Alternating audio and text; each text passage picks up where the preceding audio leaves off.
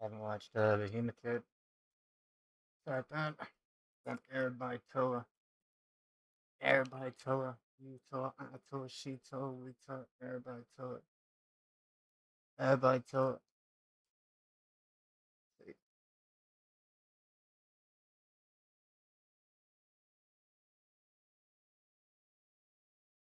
About 300 to 400 trillion times at this point, but most of what we've talked about has been the DPS calculations, the way the weapon works, all that sort of stuff. So I don't think that's quite worth rehashing at this point. I'm just gonna wait for the Molgoat Kirby's of the world to do the calcs and tell us what's good, because I trust them. There is, however, one thing I do have very strong opinions about, and you should too. I'm, of course, talking about the actual physical design and artwork of the Tazarket Breaker, which is the Raids 4 Mega Rare. Everybody knows this is a fact. This is not even an opinion. I'm just telling you guys the actual truth. A Mega Rare from Raids has to be huge physically, and the numbers it hits also have to be huge. That's just how it works. Otherwise, it's not a Mega Rare. It's just a rare or something. And as such, there has been quite a fierce debate breaking out over the actual design of this item. Now, I think the proposed idea is good. However, there is some room for improvement. So my question to you guys is this: should we poll the design of the Tazarket Breaker? Like I said, there's been a lot of really good suggestions about what this should look like,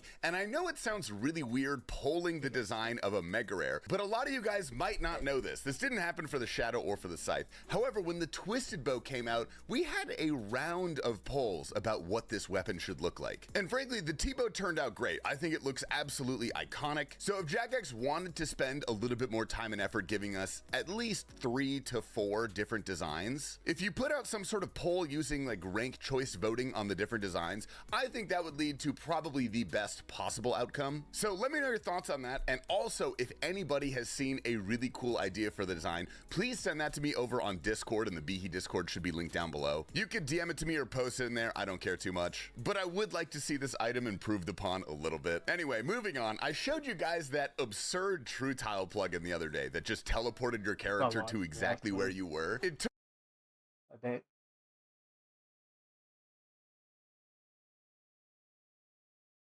Turns out someone has made that same exact plugin for your pets, which is actually really cool because it has some added functionality. Your pet with this plugin will essentially just mirror your character's movements, so it no longer gets stuck on like a fence or behind a tree or wherever the hell else pets get stuck, which seems to be everywhere. It is kind of annoying to try to bring a pet out and appreciate it everywhere you go when it gets just stuck everywhere and you have to click the whistle. But this plugin is really cool because it fixes that, and on top of it, it has an added thrall functionality. So if you summon a thrall, the pet that you have out just becomes your thrall, which honestly is insanely cool. Now, you're probably wondering how they managed to make this happen, because as far as I'm aware, you can't make a plugin that would change the actual programming of the pet itself. Your real pet just functionally gets deleted, actually, and a new one gets spawned in that's just animation only. Not sure what happens when you try to right-click on it. I'm gonna have to download it and figure it out. But this is a really cool idea. Now, the maker of this plugin is a guy called Knights and Rams, and he said it's not fully finished and it has not been tested with every pet. So if you guys want to try this out, just be forewarned of that. All in all, a really cool idea. And our final update of the day, I was not thinking we would see anything come of this bot massacre so soon, but it looks like we have the first item that has seen a major bounce back after the bot apocalypse. Snapegrass seeds have skyrocketed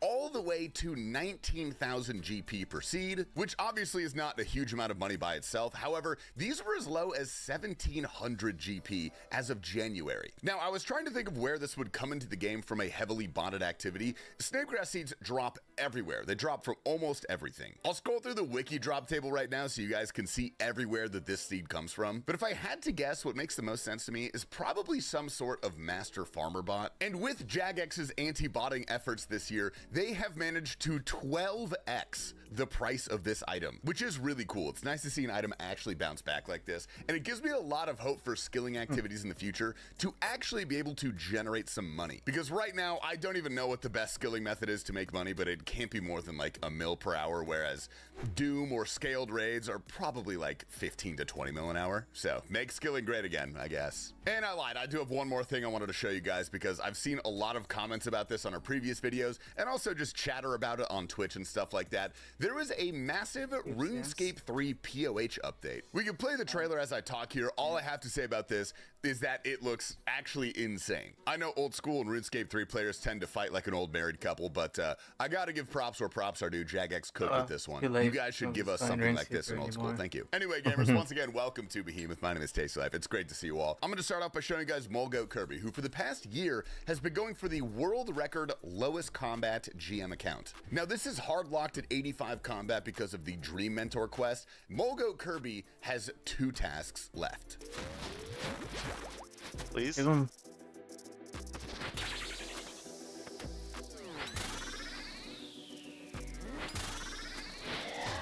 Let's go! It's done! I had a tick to spare! That was the worst possible RNG. We had a tick to spare. You were here, chat. Oh my goodness.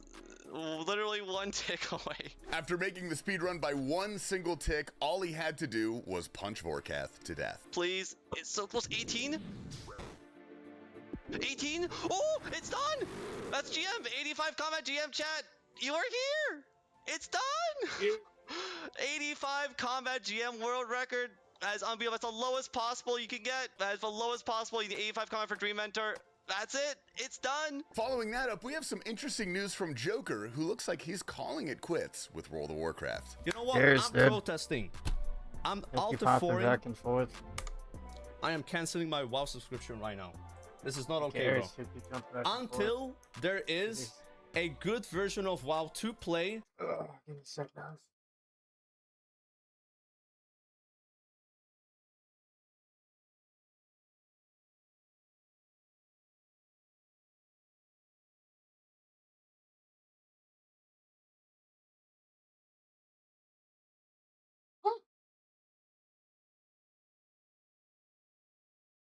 Us. Or Grimara. I will cancel my subscription. One of his good buddies, Sardakos, gives a response. What are the WoW players doing, playing the same game over and over? We have RuneScape, bro. We could play RuneScape until WoW Classic Plus comes out. The solution's already here on what to do. Come home, brother. He is live as of filming this. I checked and he's playing Pal World, but we'll get him eventually. Now, next up is Alfie, who's watching the Crusader Classic tournament and doing a little bit of Hydra on the side. Thing went quite well. Yes! Yes! I got it! Oh, yes! Frick this boss! Yes! Thank you, Crusader, for keeping me entertained. Then, shortly after that, this happened at Yama. Yes! Nice! Woo! Oh my gosh, no way! I was taking a bite. Let's go. And then once again, very shortly after that, Give me a boat. Oh my gosh! very good day for Alfie on the hardcore. Next up, we have Flash, who's going for the Duo Tob world record. Yeah, even if we had that 2 down, wouldn't have had it. Oh, I got a purple. I haven't seen a purple in ages. We're actually making money during these? Oh my god. Okay. Yep, dude. Rec runs are money runs. Why Dago's built different, this guy is doing Fasani on his hardcore so that he can get magic logs to do Desert Treasure 1. Probably shouldn't do any more. How long have you been streaming for? 7.5 hours? Yeah. My concentration... Yep, my concentration is dipping. I didn't get chanced, but I shouldn't do any more. Boobcello with the throw or potentially the milk of the century. Surely it's free and I just kill it, right? There's no surprises? Is that Coco Tax doing what T-Papa Slice cannot. Watch, we're about to get imbued art, people. Call on it. What did they say? Be If that is. Oh my god.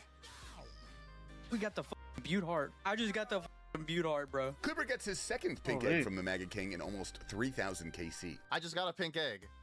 My second pink egg after I'm sitting here trying to sell my knife on Counter-Strike. Please? And now we end the live stream forever. Next up, we have Antion hitting us with the unregistered Hypercam 2. It's glowing. It's glowing. We're on wave 6. Number 1. Glowy hole. Glowy hole. All right. It's shiny. Okay. Hypercam 10 running right now. What do we get? What do we get? What do we get? It's glowing. So boots. I'm happy with anything. Come on, click. Boom. threads, baby. Let's go. Easy Level 6 peasy. threads? Yes. Claim. Collection log slot. Easy peasy. Yes, it's in the bank. Following that, we have Fuzz and his team, who are the synchronized swimmers of RuneScape drop reactions. Oh my god. What the fuck? There's no way! No way. Back to back days? What? Brother! What is happening? Split, dude. Harry's fighting in the Rev Caves, and he was definitely not expecting this one.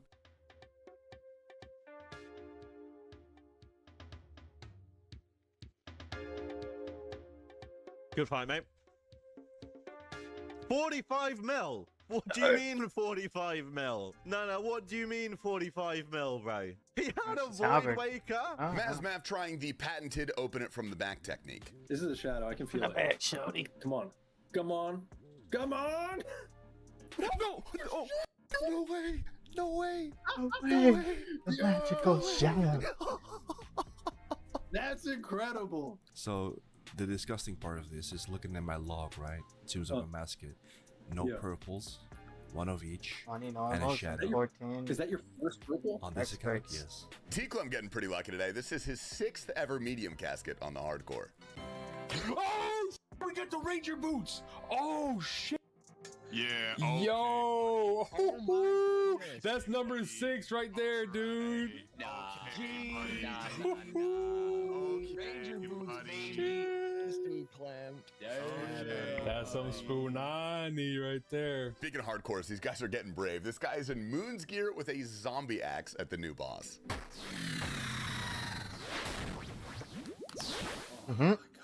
Hybrid. Oh my god, I got an item! It's the kiss. I told you! I gave you tabby luck. And I do have to give you guys like a mega volume warning on this. Asterisk, Asterisk, click this down low, please. Oh god. Please, let me attack. Range.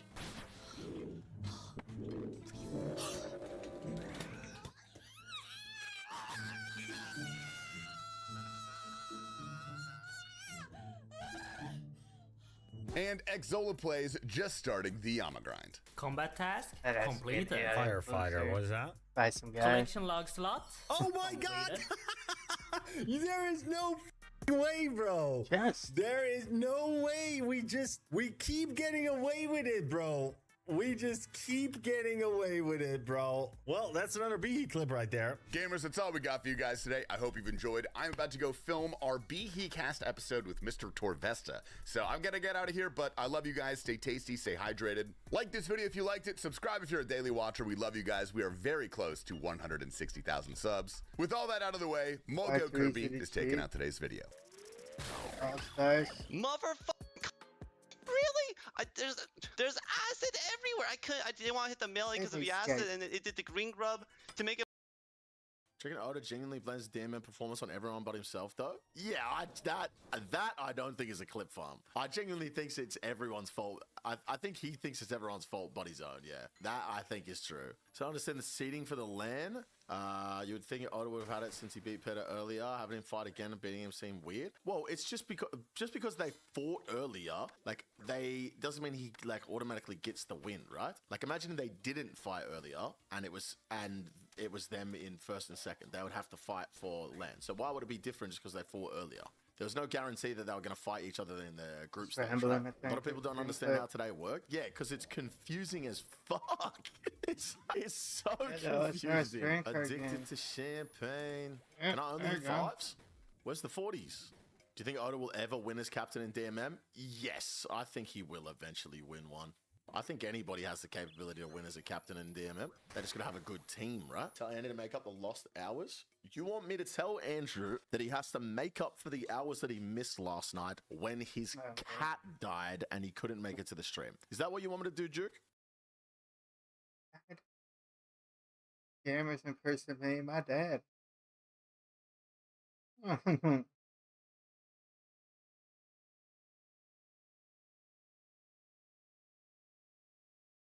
So the other day I got a text message that said, Dad saved new contact. And I thought, Dad must have got a new phone. So I saved his contact as Dad and I gave him a thumbs up. He then said T-Mobile canceled my number because we couldn't pay it. I decided to keep number. My social security check did not come through this month. I have a question fought you. And I thought, wait a minute, what's going on here? I responded, what's that? My bank has temporarily blocked my transfers. I'm not able to make transfers and I need to make a payment. Could you make the transfer for me if I send you the details? I'll pay you back in a day or 2. Yep, a scammer is impersonating my dad. I said, how am I supposed to transfer you money if the bank has blocked your transfers? Yes, they blocked my transfer. I need to pay someone, okay? You send payment to them instead of me if you can. Sorry, new phone too. I said, oh, who's that? Your uncle. He paid for our phones today and dinner yesterday with Mom. Since it was locked, okay? So are you willing to help your old man? I will pay you back. I'm like, which uncle? Gerard. Oh, I don't know him. My brother. I'm surprised we never brought you to him. My dad doesn't even have a brother. This scammer really thinks that he can throw out a random name and convince me that he's real? I said, this is the first I've ever heard of him. Who's older? Older? What do you mean by this? Who's the older brother? Who was born first? That would be me. I said, who's better looking? Are we going to talk about this or helping? This is the point when I knew that this guy would be a fun one to mess with. I said, okay, how much? About a couple thousand, but you'll get it back, okay? But interestingly enough, this guy impersonating my dad is texting me on a very special day. And I thought I would quiz him to see if he knew what day it was. Did you forget what today is? What? I need a transfer. Answer or you will be kicked from the family. I'm not kidding on this. I said, it's my birthday. You'll be Yes, kicked I know. from the I sent a family. message, and I guess the thing happened, It's a and it fucking didn't send Xbox maybe Live because, party. well, I had broke a new phone I just got You'll be yesterday. kicked from the fell into family. the pool. I guess that's why. Oh, good excuse, Dad. I guess I'll let it slide this time, but I wasn't going to let him ruin my birthday, so I just ignored him until the next day, which just so happened to be America's birthday, the 4th of July. He texted me very early in the morning asking, do you have Bank of America? I said yes, and then he gives me the account number and a name for a guy named William Urey. So of course I'm like, who's William? I thought I was sending to Gerard. He said William is just Gerard's friend. His bank had done same as mine, and I don't know, but it just blocked it. Once William gets the money, he will transfer to Gerard, and then when it's all clear, I will send you money back, okay? Okay, so my dad and his brother Gerard both got their bank accounts shut down, and now they need me to send money to a guy named William? I said, how do William and Gerard know each other? Dude, I told you, friends. I asked, are they more than friends, though? I don't get your words. Are they romantic? I do not know. Your mom and me are very good married and have no problems. I do not cheat. I don't know with their love life. He is awaiting your transfer. But it's the 4th of July. Whoever is impersonating my dad is clearly not from the United States and didn't even bother to look at the calendar. I asked, do you not know what today is? Again with this What is it? It's Independence Day. Banks are closed. Okay, do you have any Walmers near you? What is Walmer? Fuck's a Walmers? Typo error. He says he hasn't gotten the transfer to have you sent yet. What makes this guy think that I'm just going to drop my 4th of July plans and go to Walmart? I said, I'm at the barbecue. Get the gift card. I say, I'm at the barbecue. Send picture. So I have some fun and I search for 4th of July barbecues on Google and I end up sending this one. He says, that's not a gift card. I thought you wanted to see the barbecue. Barbecue gift card? I want Google Play. This guy is trying to scam an American on America's birthday, and he didn't even do enough homework to know what a barbecue is. I say, no, I'm at the family barbecue. And he says, same. I'm like, you're here? Yes. Where? At the bathroom, okay? I'm like, you didn't eat the baked beans, did you? No beans. Look. And then he sends this AI-generated image of a guy flipping burgers in the exact same image I sent him. And he's hoping that I will believe it? I ask, who is that? He says, William. He's here too? Yes, he says he needs the money. So my dad is at this barbecue hiding in the bathroom recovering from the baked beans, but instead of just giving him the money, I've got to give it to Uncle Gerard. But for some reason I need to go through William, who's also here flipping the burgers. I say, I'm going to go look for him. But Dad says, look, send with Bank of America or by Target, Google Play, Macy's, Vanilla gift card, Apple card, Walmart, Amazon gift card. I say, I'll just give him the money when I find him. No joke. And then he sends me this message in Chinese, which translates to he can't get the money nor can he get the gift card. Is this scammer Chinese? Haha, whoops. My brain really just rewrote my entire family tree for a second there. Silly me, lol.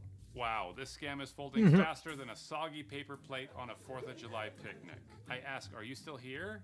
I just texted, so yes, are you not getting my words? No, I mean, are you still here at the barbecue? Oh, yeah, sure. I saw your mother and talked a bit, but I had to leave. And then I asked, you didn't eat the baked beans, did you? Yes, why? Let's just say you should be aware of where the nearest bathroom is. Why? I think they were made with the same material as the A-bomb. Forget the A-bomb beans. I'm trying to focus on my financial future here, but seriously, am I gonna be okay? I thought that we were concerned about my dad's finances, not this William rando that I've never met. Am I helping you or my dad? Yes. He doesn't even know who's who. I asked, hey, are you and Gerard like more than friends? Yes. I am not a You'll be kicked out of the family. That's hilarious, dude. Wow, I think I may have struck a nerve. Kicked out of the family like it's a party. Tonight. You got fired It's an at Xbox work? party. No, they are lighting fireworks tonight, dummy. So you can send the money? It's Independence Day. You're independent? We clearly have a language barrier here. So I asked William, why didn't you just get the money for me at the barbecue? I can't do cash paper because IRS will investigate me. Why is the IRS suspicious of you? Kindly just do what I say. Ah, there it is, our first kindly. Please send the money, please. I can't right now, we're going to fireworks. Dude, buddy, send it, please. I say, dude, I don't even know you. Just because you're dating my uncle that I've never met doesn't mean that I have to drop everything I'm doing for you. Why? And who the says we are married? Don't worry, I'm not judging. We are friends. Friends since collage. Friends with benefits? What? What benefit? Oh, this guy is the best birthday present I could have ever asked for. So I go back to my dad and I say, who's this William guy? Birthday's right before America Day. Show me. He's just acting weird. He said he was my uncle. But then I end up deciding to ask the question that I probably should have asked the second he first texted me. What is my... This is good.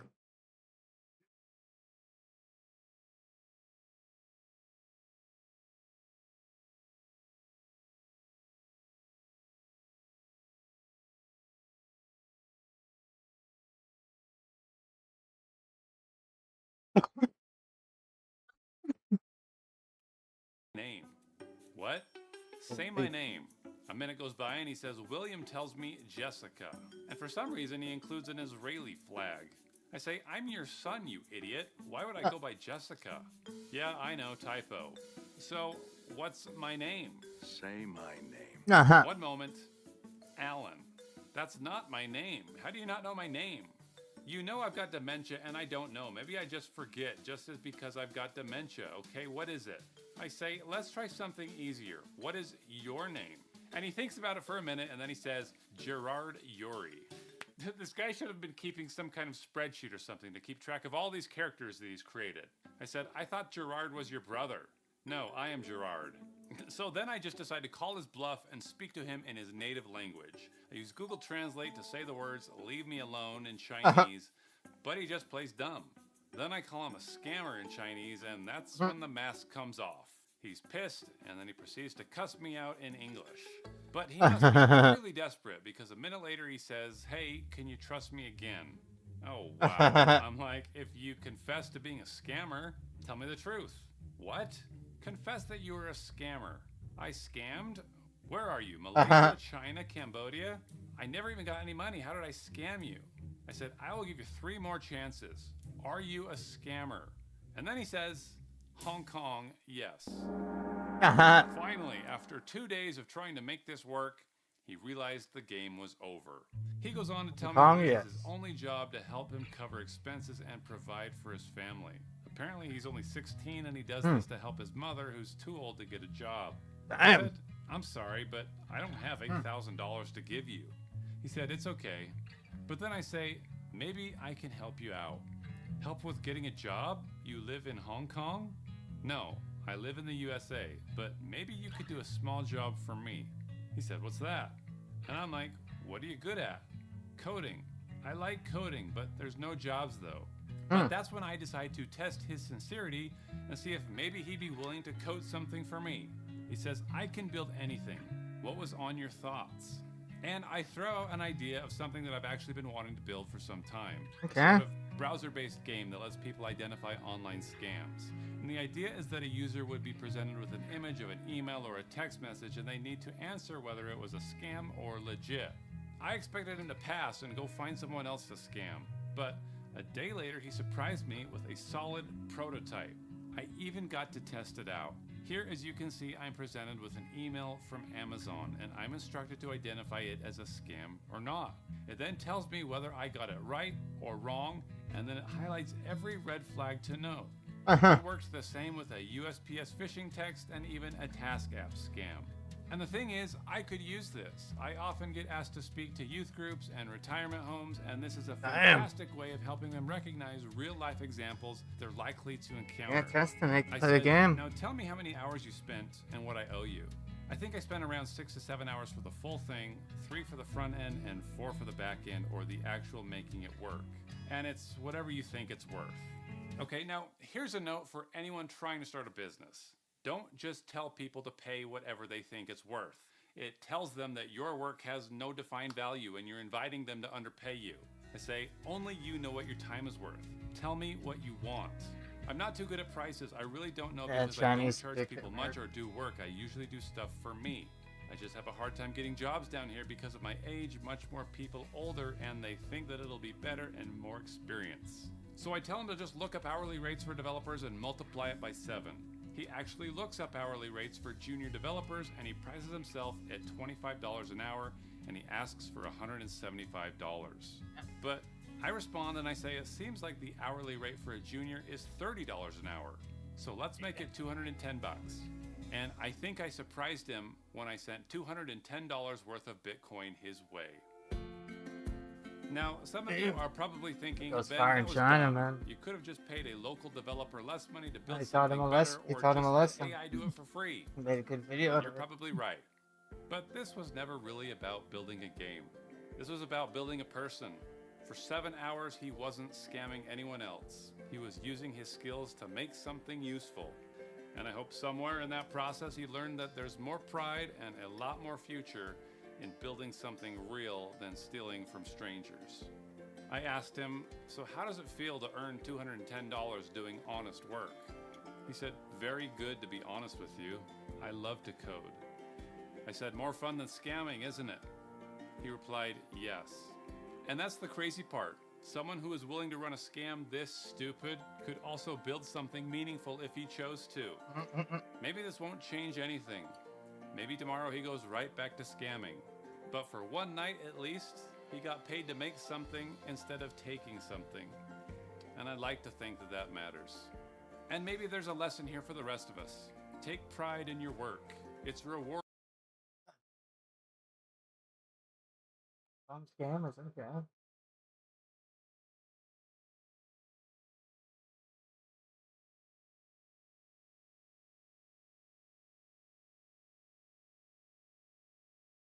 Gotta change everything. That Tranca game is good.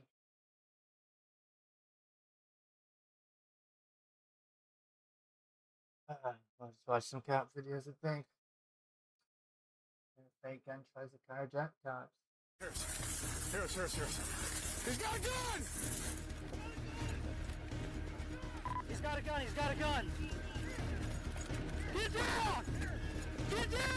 Hi everyone, Donut here. Just like always, we got us a little shooting to talk about. This one's a pretty wild one. We got a dog. We got like 3 or 4 cops all running into each other. We got cops shooting at each other. We got a dude breaking his gun on a deputy's window and somehow not getting smoked at that moment. Well, a couple seconds later, by a lot of cops. So how did all this get started? Sunday, October 12th, 2025, 12:34 a.m., Trumbull County, Ohio. Trumbull County Dispatch receives multiple 911 calls from the Bailey residence in Bristol Township. Sarah Bailey reports her husband, who is 41-year-old Brad Bailey, is acting irrationally, possibly on drugs. He had pushed her and stole her phone during a physical argument. Deputies responded. They interviewed both parties and de-escalate the situation. Bailey agrees to leave for the night. This is a good response to a criminal domestic violence incident. So he is transported to Champion Township and no arrests are made. The situation appears resolved. 90% of the time during a CT PDV when someone says, yeah, I'm not going to come back to the house tonight. They come back to the house tonight. At around 6 a.m., Bailey returns home. Family members call 911 again. Reports say that Bailey broke in through a window, assaulted multiple people, like grabbing his wife by the throat. He stole phones and he took what appeared to be guns before fleeing in Sarah's white Buick Regal. Officers locate the Buick and attempt a traffic stop. Bailey refuses and flees, starting a multi-agency vehicle pursuit through Warren. This is where our footage starts, right after a word from our sponsor.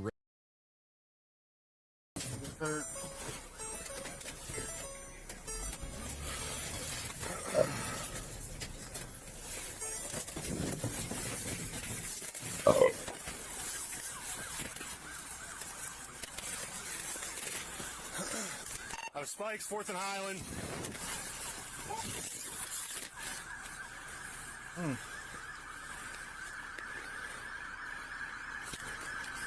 14 Spikes, 4th and Highland. He's gonna hit him. Oh. Spike! Got him. The air. Since this is a chase, we do have some officers with spike strips, which this officer prepares to do. And it is a perfect spike strip. It's probably all 4 tires, or at least 2 of them.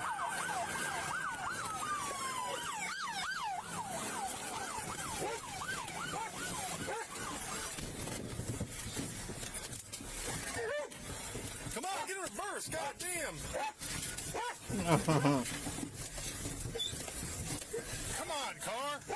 So the car does slow to a stop because it no longer has any tires. This is when the officer and his canine partner pursue the suspect on foot.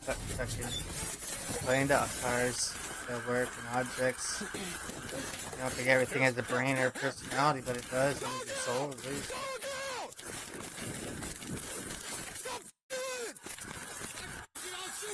Don't fucking shoot me!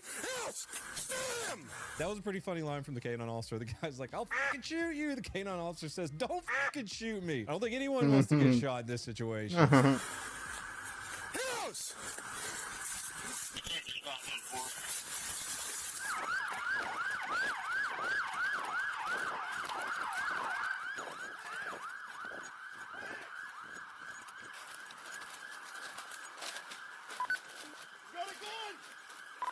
Running northbound in the woods. Northbound in the woods. When do you see the cars running from?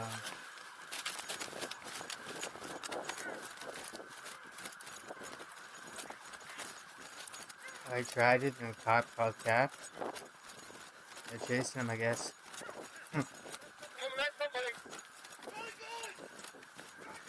He's got a gun. He's got a gun. The suspect emerges from the woods onto 4th Street and runs directly at Warren police officer oh Jesus, sounds like he's about to fight Rocky. Dragan Poldica.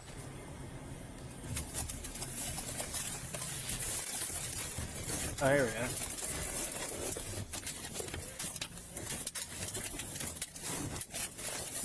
The suspect does start beating on the officer's car with a gun, but it's a replica gun. Cops don't know that, though. I mean, he points the damn thing right at the officer sitting in the car. As we all know, the landmark case law, Tennessee versus Garner, says that the suspect pointing the gun at the officer's head and then pointing it at the other officers means that he created an immediate threat. A threat that could cause serious bodily harm or even death. Like I said, those cops don't know that is a replica. Then basically everyone there shoots the guy.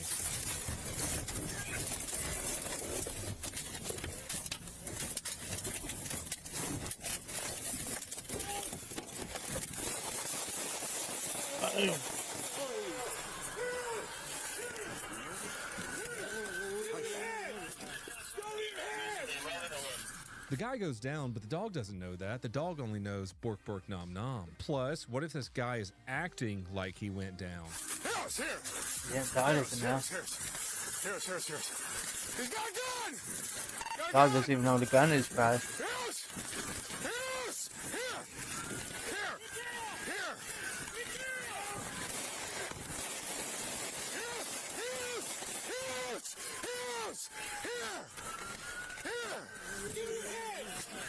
Ooh.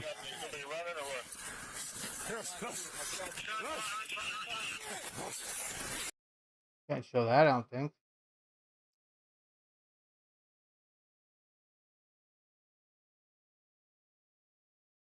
The Bloodshot Princess.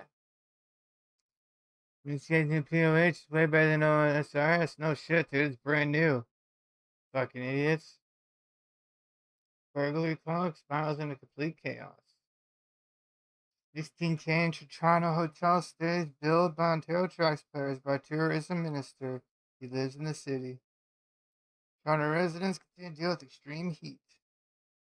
Yeah. I got smoke in the air and shit, dude. Yeah. Oh, where's the banger? Welcome back. Iron Man Completionists. Okay. This boss loot is unacceptable. Caretaker exposes teen stalkers who had been tracking him for months. Wow, that's bad, man. Alright, let's watch, actually, let's watch an AirTag one.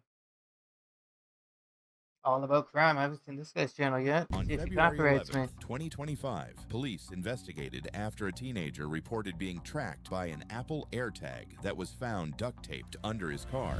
So this is the AirTag. Okay. When he got home, I had him put it in a baggie. Okay. He said he didn't touch the actual AirTag itself, just the tape. Okay. But this is how it was on his car. So it's taped Trying to under, steal his this car. is his driver's side door. Okay. Obviously, we didn't authorize this of Hmm. any kind. Mhm. And then they Who- did get notifications. You pulled it off? He did. When you pulled it off, did you pull both? Or did you just take one side and pull it down? Do you remember? You just like were able to pinch it and pull That's it why he's straight trying down? to steal his car, I Okay, guess. and that's okay. Because Stop what I'm him, going to yeah. try and do is I'll try and take it apart and see if there's any fingerprints on the inside of whoever either put it or ripped it or anything like that. So that's okay. That's all right. We expect yours to be That's on all there. censored, dude. Whoever is with anybody that you can use. Officers responded to a related family call. Investigating this new scene and its evidence will determine if the incidents are connected, heavily influencing the case.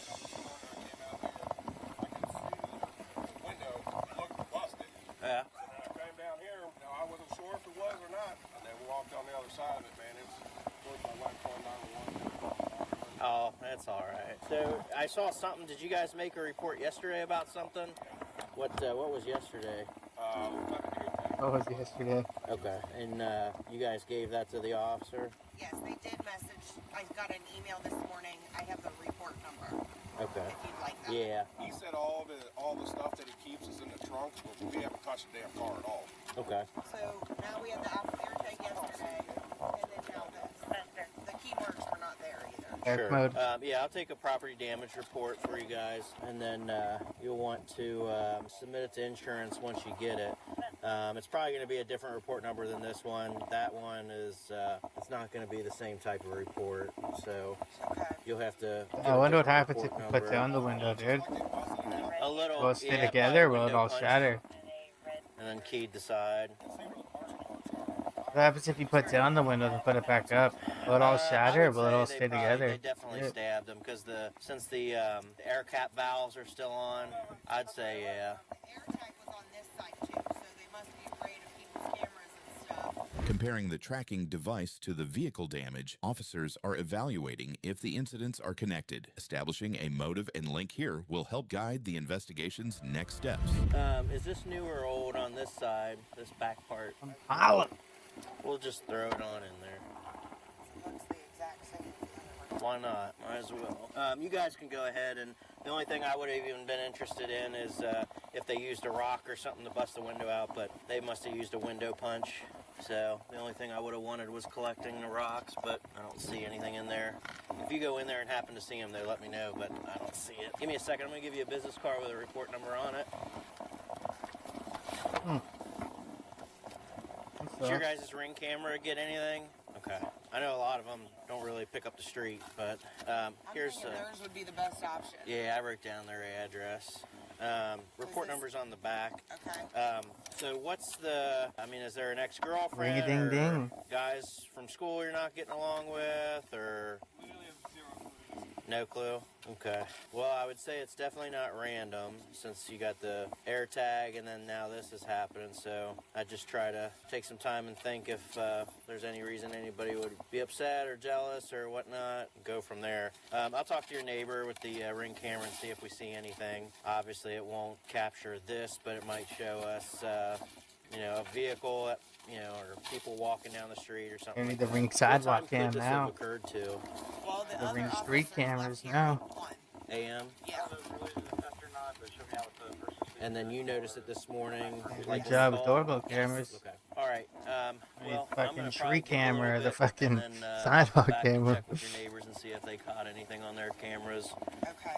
And we'll go from there. I'll have the report done today. I don't know if you're gonna call insurance. I don't know if they're even open on Sundays, but It's all the way out here. yeah, worst case scenario, just give us a call Monday. Worst They case can Ontario. email you a copy of the report, and then you Somebody slashed his tires and busted out his windows. can get that over to insurance.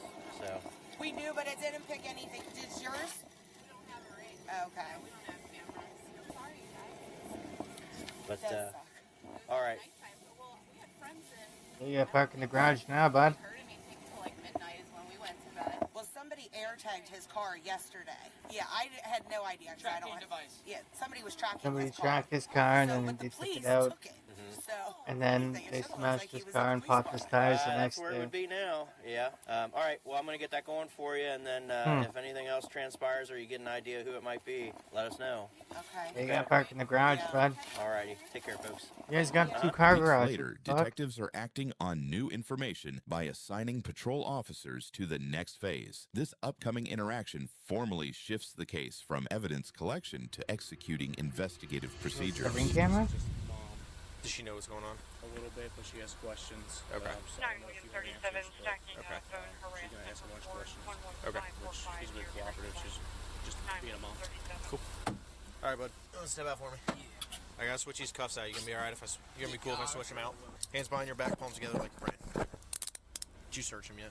Yep, but we're not searching again. He just got shorts on. Okay. Wallet, phone, everything. No, I have his phone. Okay. His wallet. Okay. Do you want your wallet? No. Okay. You have your ID? Oh, is this the guy that was No, talking I him? was talking. You can have this. I'm just gonna search you again real quick. Oops. Alright, so what's gonna happen? You're not going to jail right this second. You're gonna go back to our police department because our detective's got some questions for you. Okay. Can I just tell you now, like, I'm not talking to a detective without my lawyer? Okay, that's fine. I'm still gonna take you back there. Okay. I'll just tell his mom what's going on real quick. I'd answer him, but I don't have the answer. Yeah. So he told me you had a couple of questions for me. I do. I don't think it's the same guy. 'cause Asked to come into the station and talk to a detective, Uh-huh. right? I don't know about that. So he was. Okay. He How'd they called catch his him? attorney. His Okay. attorney They're sent a missing a letter. big chunk. Okay. No one heard anything. Okay. And they put a warrant out for him. I didn't sign the warrant. Okay. So, but that's my issue. Is this was April 22nd he got called. Okay. April 23rd he met with his attorney. Okay. So April 23rd or 4th the letter went out. Okay. And now we're over a week later, May 3rd. Okay. And no one has heard anything. His attorney hasn't heard anything. Okay. We haven't heard anything. Okay. Except in a warrant out on him. Like, why wouldn't they tell his attorney that? Isn't that why we hire one? I don't have an answer for you. I didn't sign the charge. I have no part in this investigation whatsoever. I'm just working tonight and was told to come pick him up on the 2 warrants that he had. Yeah, I don't know Okay, the and how guy's can you lawyer. take his phone when it's in my name and you don't have a warrant? It's his phone, correct? Yeah. It's going with him Well, too. it's his phone. Yeah, it's going but with I paid it's for going it. it's going Like, with it's him. in my name. I never paid said for I it. never said I was seizing his phone. It's going with him. It's going with him to jail. Yeah, it'll be in a. Well, then I'll just take it home. Does he want his phone? No, I asked him for his phone, and he doesn't have it. The officer had it. The warrant says to take confiscate his the phone. phone? I'm not seizing it at all. I'm taking it with me with him because it was his property. That's all I'm doing. I'm not seizing it or anything like that. The warrant says to take the phone with me whenever he gets Maybe picked he's a up. stalker. The phone? The warrant. The where it warrant, says to take the phone. it's electronic. It's on our computers. It's not paper anymore, sweetheart. To take the phone too? Yeah, it does say that on there. I have the paper copy of the warrant. Do you have? Oh, you do? You Filed print the it out? charges? One of our detectives. You can't find out why she didn't contact the attorney? I haven't talked to her. I feel like that this is. Can you get me her phone number? I'm assuming it's a her because a female called him. She isn't working currently. Unfortunately, I have to do what that warrant tells me to do. So, that's. Yeah. I understand. We're just I'm kind of frustrated because Delhi. you know we're waiting for a phone New call Delhi. back from the attorney to find out what's going on. Not expecting that 2 days ago they put a warrant out for him when it's over a week later. Yeah, we need more fucking. To go to Hamilton. Oh, is this how they catch him, dude? Is this a stalker, dude? Or is this a different fucking story? Arrest, so he's gonna get transported. I can't tell him when he. Why you're here? Oh, here we go. Interview to uncover a motive. I guess you probably already know why you're here. I've already done my investigation before we get into everything, so I already know what happened, okay? So this is your opportunity. If you want to tell me what's going on, you know, we can talk about what's going on, okay? Because I can show you what I got leading up to why you're here tonight. It's been a pretty lengthy investigation, so I'm willing to show you what I got, but that's up to you, okay? You're 18 years old. I don't think you need to be going down this path. It seems like you just started getting into trouble a couple months ago. So, you know, if you want to turn your life around, tell me what's going on, we can talk about it. But before we get into anything, just go over a little bit of some government paperwork here. All right, just so we can both go over it together. You fully understand these rights. All right, man. Idea why we're here today? No, and I will be pleading my fifth and waiting for my lawyer. You want a lawyer? Yeah, I got one already. Okay. Alrighty. Well, I am going to keep your phone, okay? And then I'm also going to get your fingerprinted real quick, and then I'll have Evan, the guy. There's no context. This is take down fuck. that, okay? Alright, man. Give me a few minutes. Go ahead, John. Very good. What the fuck? The suspect was taken into custody and charged with criminal damaging, endangering, and menacing by stalking. Be sure But to there's no. subscribe. How'd they catch him though? Like I said.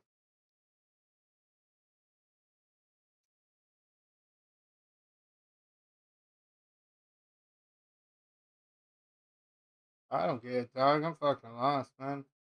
It's good at the start, but verbally cause spirals into complete chaos. Oh, shit. An officer investigating a burglary alarm has no idea he's at the wrong address. Hey, stop the fucking car. Stop. You address? stay here? No. What are you doing here? Why does it matter? Turn the car off. Turn the car off now. Turn the car off now. Turn the car off. Turn the car off now. Turn the fucking car off. Watch what you doing, because I'll punch you in your shit. Don't ever forget that. I'll punch you Central, send me a second unit. Let me go. Hey, let me explain to you what we're doing. Put your fucking hands on me, and I don't stay responding. here. I don't give Hold up. I'm responding to an alarm call. Put your hands on me, and I didn't turn up on you. Turn around. Watch your Turn around. Oh, my mama. Nobody's under arrest. Stop touching me. Turn around, ma'am. Turn around. Stop You're not touching under. me. You're not under I don't arrest. care. Your government is hostile. Listen, Don't you ever put your hands on me. I'll spit on you. Stop. You're not under arrest. Stop. Don't pull my hair. What the fuck wrong with you? Get down. Hey, mama. Bro, chill, bro. Chill, bro. Babe, stop. Babe, stop. 40 Central. Babe, step it stop. up. Babe, stop. Sir, take that inside and keep filling it out. I'll be back, okay? Run, Forrest, run. Get down now. Her hair falls off. Turn around. No. Hands behind your back. Get down. I don't care. Her hair falls off, dude. Get down. Mom in the car. Move it. Stop. Push the kid to the ground. I'm not resisting. Move. Bro, okay, babe, just chill. Put your hands behind your back. Let me know. I can't breathe. Move. Turn. Put your hand behind your back. You crack a move. Hurt you. You not doing bro. Hurry the up, bro. Hurry up, bro. Hurry the up. You bitch, you not trying to not do shit. I am trying not to hurt you. Shut the up. Bro, come on. She good. Turn around. Sit down. Sit down. I said sit down. Sit Yeah, down. she sounds like the Armadale crossbow fucking spec. Oh, bird scream. 46 and 43 are coming on scene. Bro, fix this off now. Fix it. Relax. Hey, babe, just chill. My wrist is twisted. You're gonna chill out. Fix the up. Just rip my wig off your When kids. she screams, she sounds like the Armadale crossbow spec. Come on, chill. Stand up. Fix my wrist in this cup. Fix my fucking wrist. You're gonna wait This didn't have to be Stop like that. touching me. It did, because you were aggressive for no reason. All right. You f***ing bitch, and you know you're wrong, and then I take your whole job. Cracker.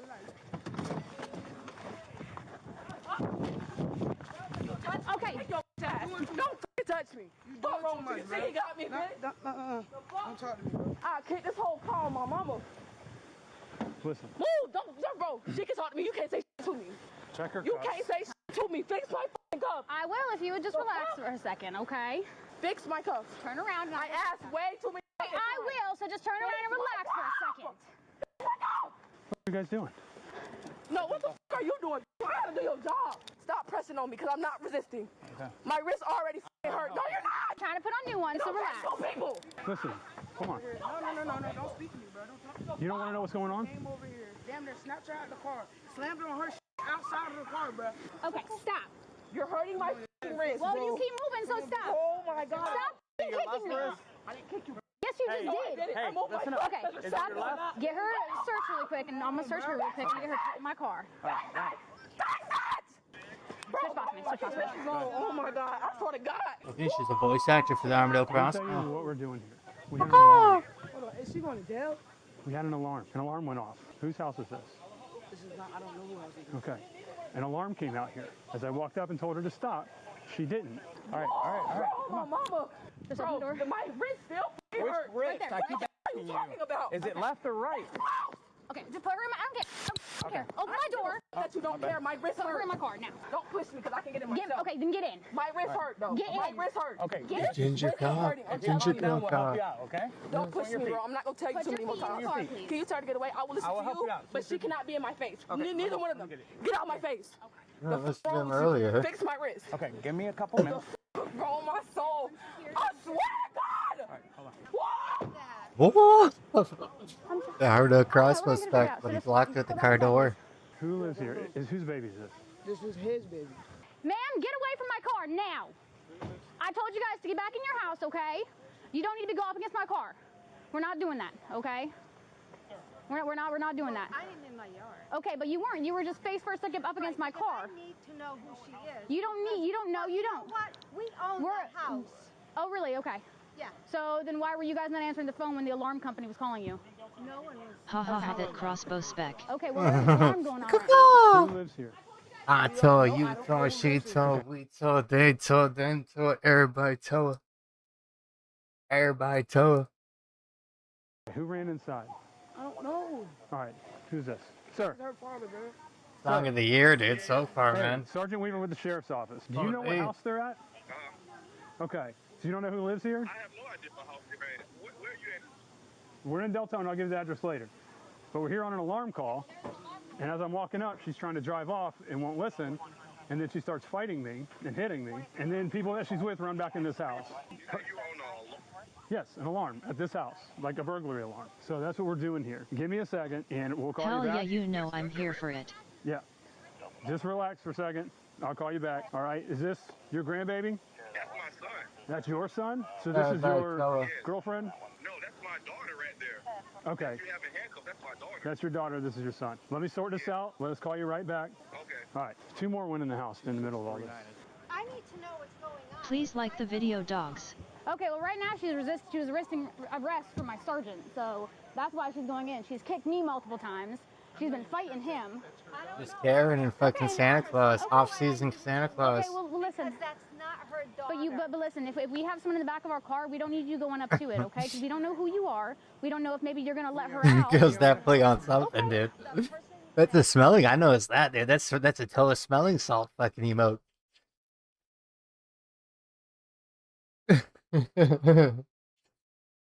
Oh. That's a Toa smelling salt emote. She's on vacation. He's definitely on something, so dude. I wanted to let her know if her daughter was in that car. Okay, do you know who this one is? I've seen him swimming in our Okay. All that I know is that my sergeant, my supervisor, was coming to an alarm. Okay, he called for backup, which is why we came. Okay. From what I could see coming on here, she was resisting arrest, getting put in handcuffs, or resisting being detained. Okay. If we have a lawful reason to detain someone, put someone in cuffs for our safety or theirs, Yeah. we have the right to do that. Okay. If she's resisting us, she's gonna go in the back of a police car. I mean, even while I was just trying to fix her cuffs for her, she just kicked me 3 times. Yeah. So. 39? Yes, sir. Right. 37. They're Wait, running who those lives here? neighbors My syndrome. tenant lives here, but I think my tenant. You need to let me know what's going on. I don't know what's going on. Do you live here? She lives here. Okay, with who? I stay with my mom. Okay. But my mom's on vacation. Is she on vacation? Because I wanted to give her a call. And where's your sister? She's in the house. She's asleep. Who are the two kids that just went in there? I was in the house. Okay, the reason we're here is because there's an alarm. What happened? I don't know what's going on. There's an alarm call. So we Not show her up to house. the alarm. This car's leaving. I try to stop him. She doesn't want to stop, which turns into all of this. How old is she? Please, we just need to talk to everybody so we can clear the air. Is this thing labeled wrong? This address? No. Because the alarm company has it as 39, and you're 37? But this here is 39. 39, so this is marked wrong. This is where it says to go. This is where it says it's to go? Yep. Okay. This mapping system is all wonked up. Hi, come on out real quick. So you guys all live here with your mother? Yes. What's your mother's name? Were you guys outside? Did you run inside when you... Yes. Okay, that's the worst thing you can do because we don't know what's It's the wrong going on. house. Calm her down, okay? Here, watch out. Watch out. No, it's the other house. Here, if you want to talk to her, you can, but try to get her to calm down, please. Bro, get the away from the car. Get away from the car before I slap the out of you. He pulled my wig off. Pull my wig off. Okay, well, then roll up the window. You're not going to sit here and talk. Sarge told me to have him calm her down. He pulled my wig off. Whatever. He pulled my wig off. Still in my face. Go. Watch your hands, please. We're going to close the window, okay? And it's like, She's sitting all in the back of guys the car, like, too. Really, you gotta be careful about who you got, who you arrested here. Yeah, okay. I think you got the wrong house. What address we got and who called the alarm? And The address is the next street over. He thought that was the house and they were leaving, so he stopped the But car. you got and punched in the face. Okay. yeah, it's just fine, but you got hit right There's here. nothing going on here. Okay. Freak out. I rent this house for these people. And there's no problem. Okay. Well, the thing is that it never would have been a problem, but our deputy got punched in the face, our sergeant got punched in the face, so obviously it escalated to the point where nobody wanted that. I know. But maybe it was a miscommunication, and maybe if they would have just stopped and been like, hey, it's the wrong address, it would have been fine. It would have been, none of this would have happened, but somebody... Understand that. Well, go to the other house then, dude. I know, What and maybe it was a the miscommunication, but if a deputy gets punched in the face, that's Are kind they of... gonna go to the other house or no?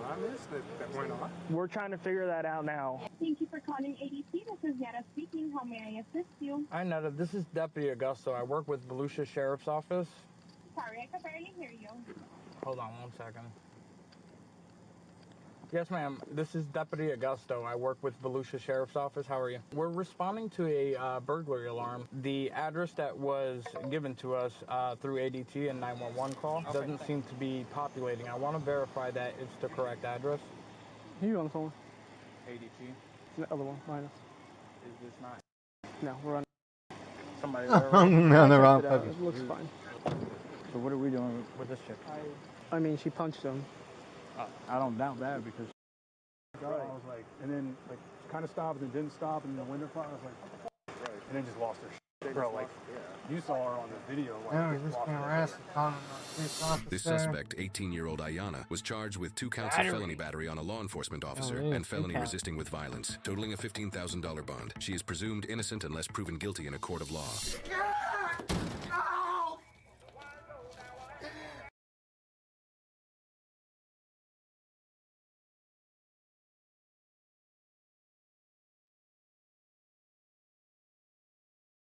Pinned between 2 cars by a drunk driver. Officers in Florida had just stopped a wanted man, and within a minute, tragedy would strike. What I do? You got a warrant for your arrest, bro. What do you mean? You're the RO of the vehicle. Huh? You the registered owner of the vehicle. Yes, sir. All right, we're gonna talk real quick. Go ahead, open the door, big dog. Step out the vehicle for me, boss, man. Oh my gosh. You good, man? You can leave the black amount right there. Put your phone over there too. I just can't. You need the black amount We're right gonna there. talk about it. Just do me a favor, face that way. Face away from us. Sir, I got a warrant for my arrest. I didn't even know that. Sir. We'll talk about it right now. Ain't no biggie. Can I call my mom real quick, please? We'll talk. We'll talk. We'll talk. But boss, I did not know I had a warrant. Accident with injuries. Give me rescue right now.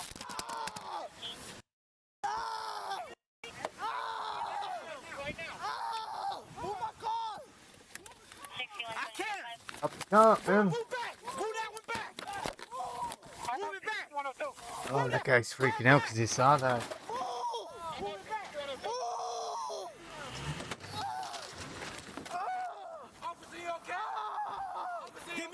Give me rescue right now. 6 mile marker.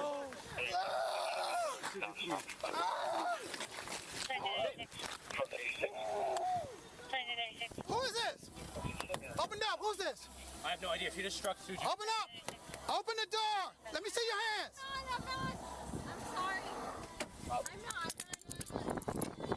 I'm not 911. Step out. Step out. I will. What is your name? My name is Alex. Okay, Alex, I need you to stand by, okay? I will. All right. I will. I'm Do whatever bitch, you want. dude. Juju, give me your leg. Do whatever you want.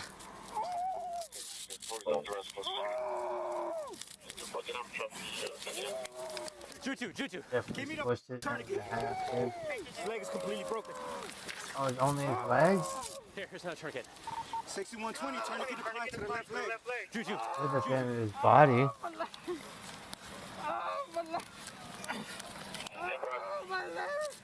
Is he okay? No?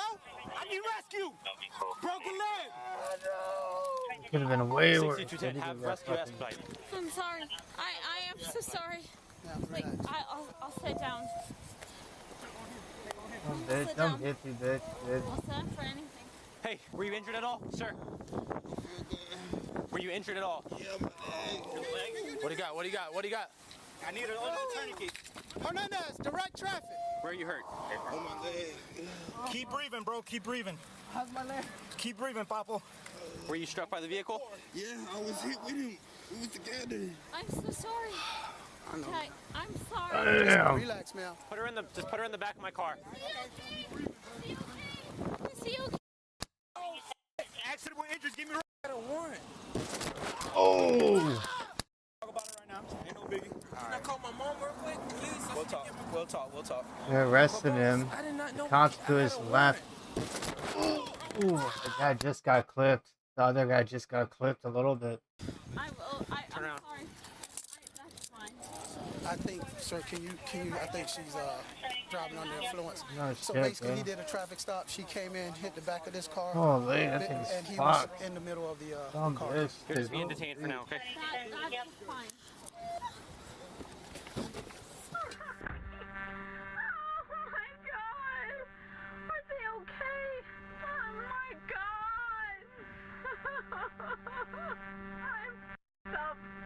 Hold on, my leg. You good. I know, Papo. I know. I'm sorry, bro. Papo, I know Papo. His legs probably gone, dude. We good now. Probably shattered. Let's start cutting this short up. This was the traffic stop. Yeah, this was a traffic stop. I got you. We got him. I got you, Go. You got me. Switch up for me. Just worry about him. Get rescue. See if he has any injuries. Where does it hurt? Right here? You got some extra gloves? You good? Juju? Rescue's already here, all right, Papo? Rescue's almost here. Hang in there, brother. Well, I'm gonna need my phone to call my people. I got you, yeah, Papa. Yeah, Don't I worry got you. about it. Don't worry about that phone. We got you, man. What's wrong with this dude? Hey, man. I hit my leg. I got hit too with the car. I got you. Give me a second, all right? I should have pulled that car Yeah, over. he's right beside the guy. I was right behind him, dude. Dash cam. Can you move it at all? He's got a leg injury. I got a full broken leg over here, left leg. Tourniquet applied. He was crushed He got between crushed the vehicles. between two vehicles. You good, Juju? You're good. You're good, Papa. I mean, I gotta put this on you, all right? In case you're bleeding. It's gonna be a little tight, but it has to be. You got me? Cap. What the hell's going on? Traffic stop. We had a suspect vehicle. They get ready to do a traffic stop. They had their cars here with the lights on. This vehicle behind them hits the patrol car, catches Garcia in the middle of the car, makes contact with him, breaks his leg. He's got his leg broke. And then you got our suspect had a leg injury. I wasn't here for the leg injury part. You got this. You got this, Juju. I got you. I got you. Let me get it. If they don't fly me out, I need it, you know. You okay? Are they okay? Yeah, roll this window down, bro. 6102, copy of Minnesota tag. He might have a leg injury. I have a necessity. I put a tourniquet on him just in case. Okay, is it bleeding? I don't see any blood. No blood? So he might just been from the crash. You don't feel like I don't think you have any bones out. Your hip? He just had his leg injury right here. I wasn't sure, but I don't think he's bleeding or nothing like that. We're gonna put you in the backboard. We're gonna fly you out. Okay. I need my phone. Fly him out. Your leg is. Okay. We're gonna have a hard time trying to put you on the backboard. Okay. All right. When did you get that? Who's this guy? This is our suspect. This was our suspect. Yeah, this is him. Where's the one that hit? She's in the back of. Okay. I don't see his keys. He probably got tossed from his pocket. You're good, man. I should have pulled that car over. It's behind it. Right now. So what's the reason you put the tourniquet on? Just from the pain? Just, yeah, I didn't know what was going on. It was a crazy scene. I went over there. He was bleeding out, so I just put it. So he might not have anything at all. My leg right there is cut up. But you don't have any major bleeding or anything like that. You don't feel like nothing dripping over here? Okay, so this is probably fine. I'm gonna take it off. Go slow. So he's going to stay with him to the hospital and then serve the warrant. We got you. Whatever you need. Is he going here? No. He's taking the next rescue. I really wanted you to stay with him to be like the contact with, his family. I got you. But stay with him, like his phone, all his stuff. But can you just go with him? Absolutely, 100%. Okay. I'm going without a doubt. Watch this leg, Taylor. Watch this leg. Don't grab him like that, Taylor.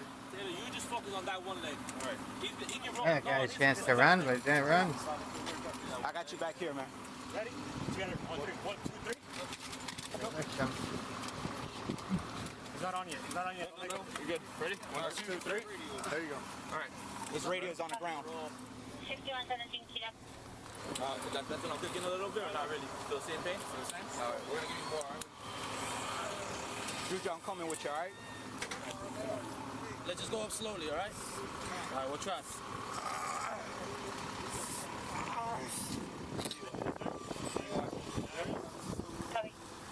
Brother, is there any way we can put the cuffs in the front? I got you, brother. Oh, I need a minute. I saw the whole thing. I was right behind this car. You know what? He's conscious and alert. Yes. All right? Yes. So take a moment, get your thoughts together, and let's get back to work. I'll move it up.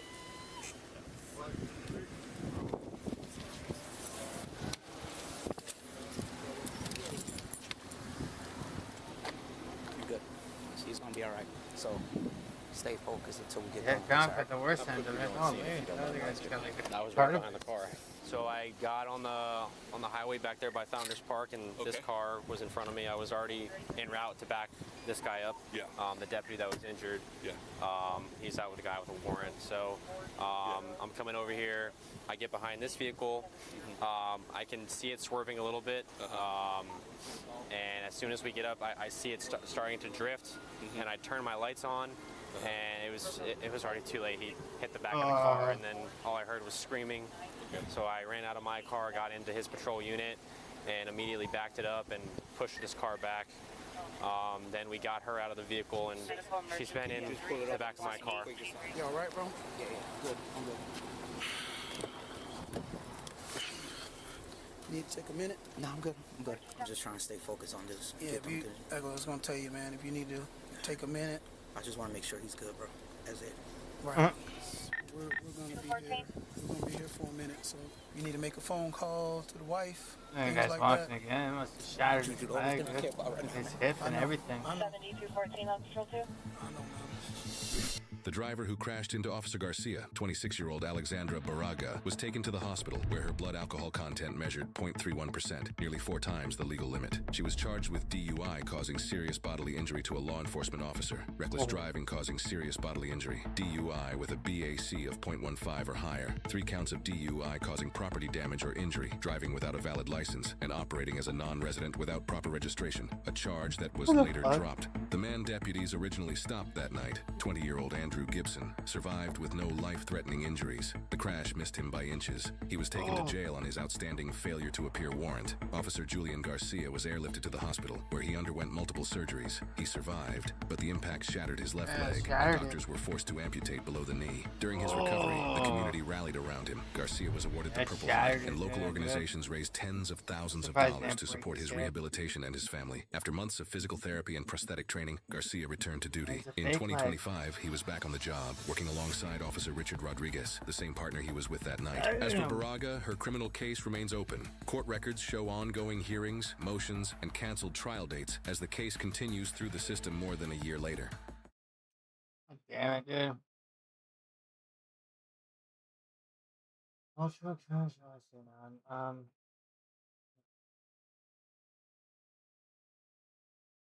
Graphic.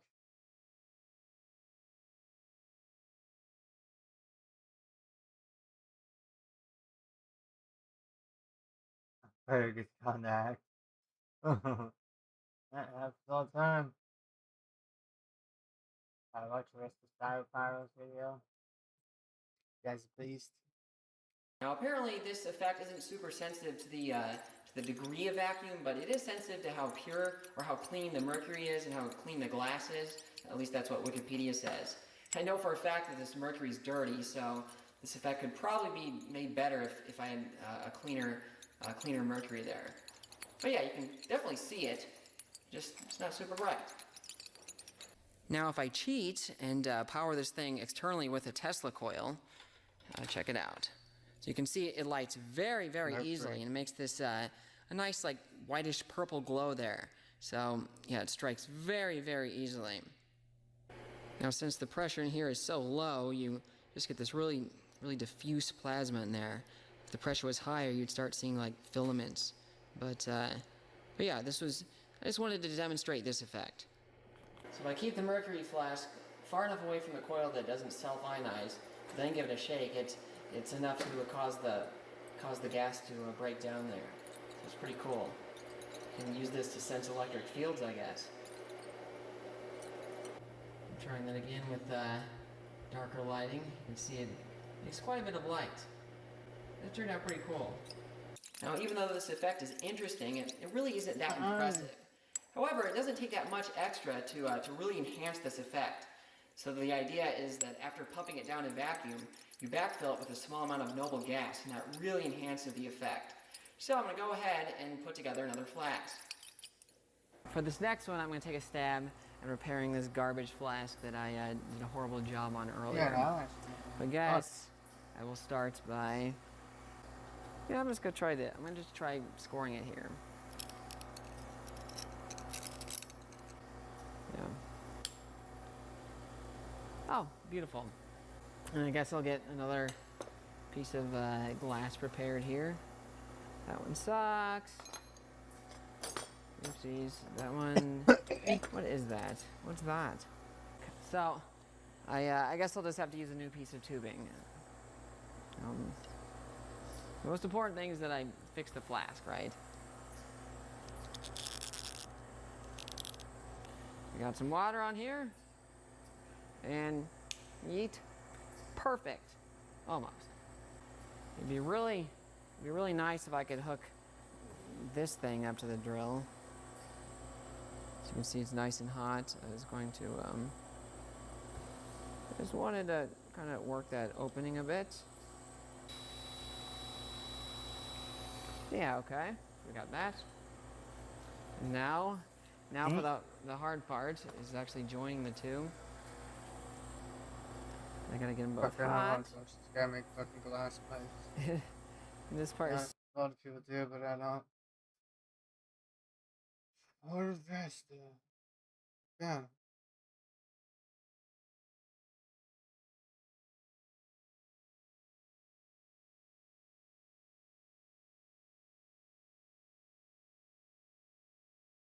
That's just cause things run away go. Yeah, it's Texas. That's what'll happen, brother. Uh-huh. It's the same shit over.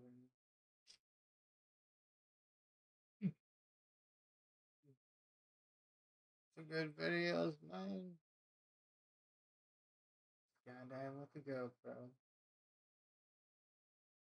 Still not me, dude.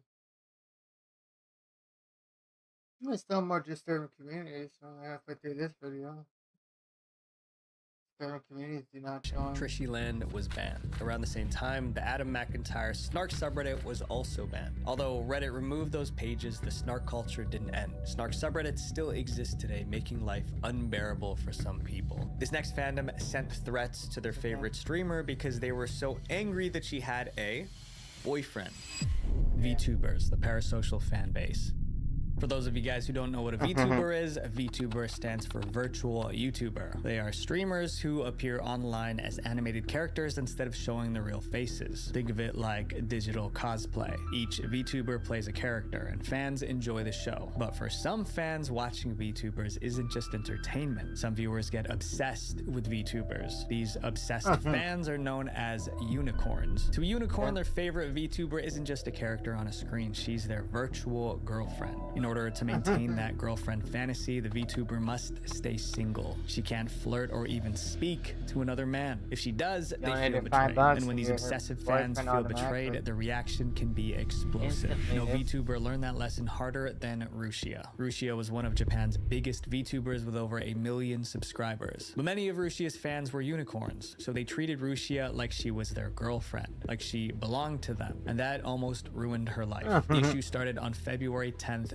2022. Rushia started a live stream. In the middle of her broadcast, a private message popped up on her screen. It was a message her viewers weren't supposed to see, but they did. The message was from Mafu Mafu, a Japanese male singer. It read, "I just finished the live broadcast and I'm getting ready to go home." The text itself wasn't romantic, but there were already rumors that Rushia and Mafu Mafu were dating. Now, this message from Mafu Mafu appeared on her screen. Her unicorn followers felt lied to. They believed Rushia betrayed them by not being single. Thousands canceled their paid memberships. Some destroyed their Rushia merch. A few even sent threats to both Rushia and Mafu Mafu. Rushia tried to calm things down. She swore like 50 guys wearing her merch.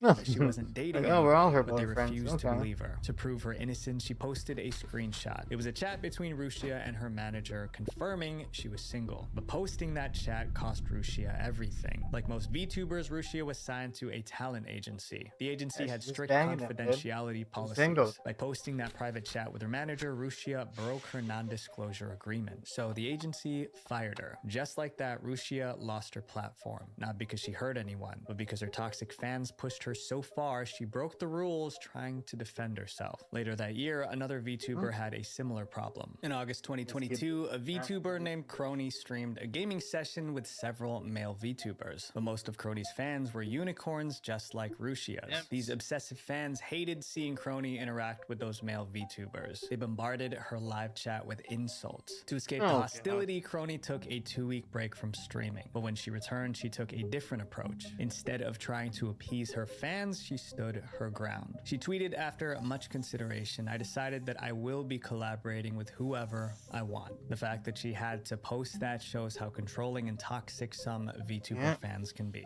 This next group posted content so bad that it made viewers physically sick. iBletch.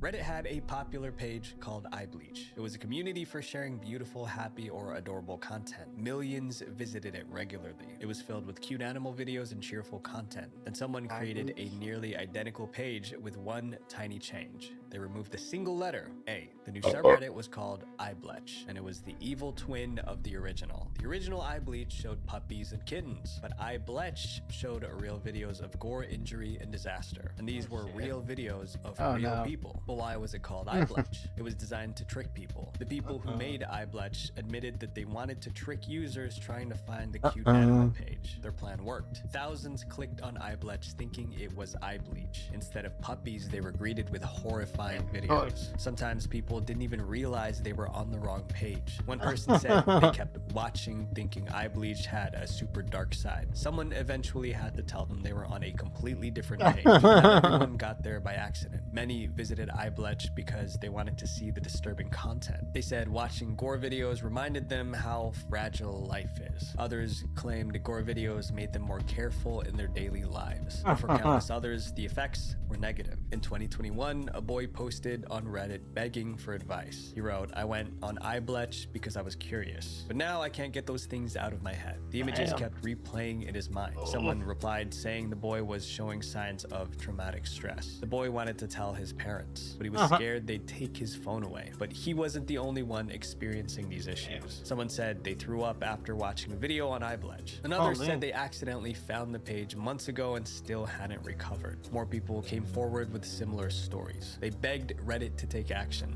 but Reddit didn't do anything. The page stayed online. By early 2023, people were furious. Their problem was that iBledge tricked them into watching inappropriate videos. They created petitions demanding the company ban iBledge. Thousands of people signed. Eventually, Reddit had no choice but to respond. In April 2023, Reddit gave the iBledge moderators an ultimatum. They had 4 months to clean up the community. That meant removing the worst content. If they didn't, Reddit would ban the page permanently. The moderators barely made an effort. They deleted a few posts, but most of the gore stayed. They didn't think Reddit would actually follow through. They were wrong. In September 2023, Reddit banned iBledge for violating the moderator code of conduct. The page that traumatized thousands was finally gone. Today, if you try to visit it, all you see is one sentence. iBledge has been banned from Reddit. This next community claimed their content was educational, but for almost everyone else, it's cruel, heartless, and horrible. r/Herman Cain Award. This group was accused of mocking the dead. It was like they celebrated when someone passed away. Sounds insane, but if you understand how the group started, it begins to make sense. The subreddit was called Herman Cain Award. It was named after US politician Herman Cain. In early 2020, Herman Cain called the COVID pandemic fake news. Herman Cain kept attending crowded events. Weeks later, in July 2020, Herman Cain got sick and passed away soon after. 2 months later, the Herman Cain Award subreddit was created, but it wasn't made to honor how he lived. It was created to mock how he died. The goal of the subreddit was simple. It shared stories of people who denied COVID and then got infected and didn't survive. Each post followed a formula. You'd see a screenshot of someone downplaying the pandemic or refusing the vaccine. Then you'd get an update from the same person announcing they've caught the flu. And the last screenshot revealed the person's fate.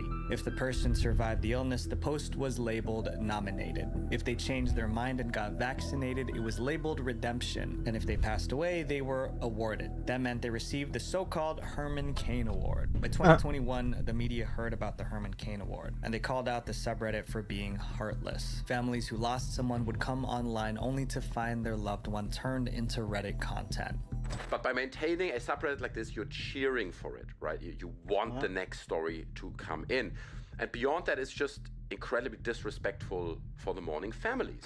The subreddit's defenders said it wasn't about celebrating death. To them, it was about showing the danger of misinformation. They only award people, right, given the Herman Cain Award, to people who were actively propagating, spreading, and parading extreme misinformation. Members of the group took things too far. They tracked down grieving family members on Facebook. Then they sent nasty messages mocking the deceased relatives. It was like they were intentionally trying to cause pain. By that point, the subreddit started to seem more like a mob. The harassment got so bad that the subreddit's moderators had to intervene. They issued warnings and banned members who harassed grieving family members. However, many members didn't see anything wrong with the harassment. It became a huge debate within the group. Today, this subreddit is still active and it has about 500,000 members. To some, it's a wake-up call. To most, it's none other than harassment. This next group threatened a game developer's family because they thought his horror games weren't scary enough.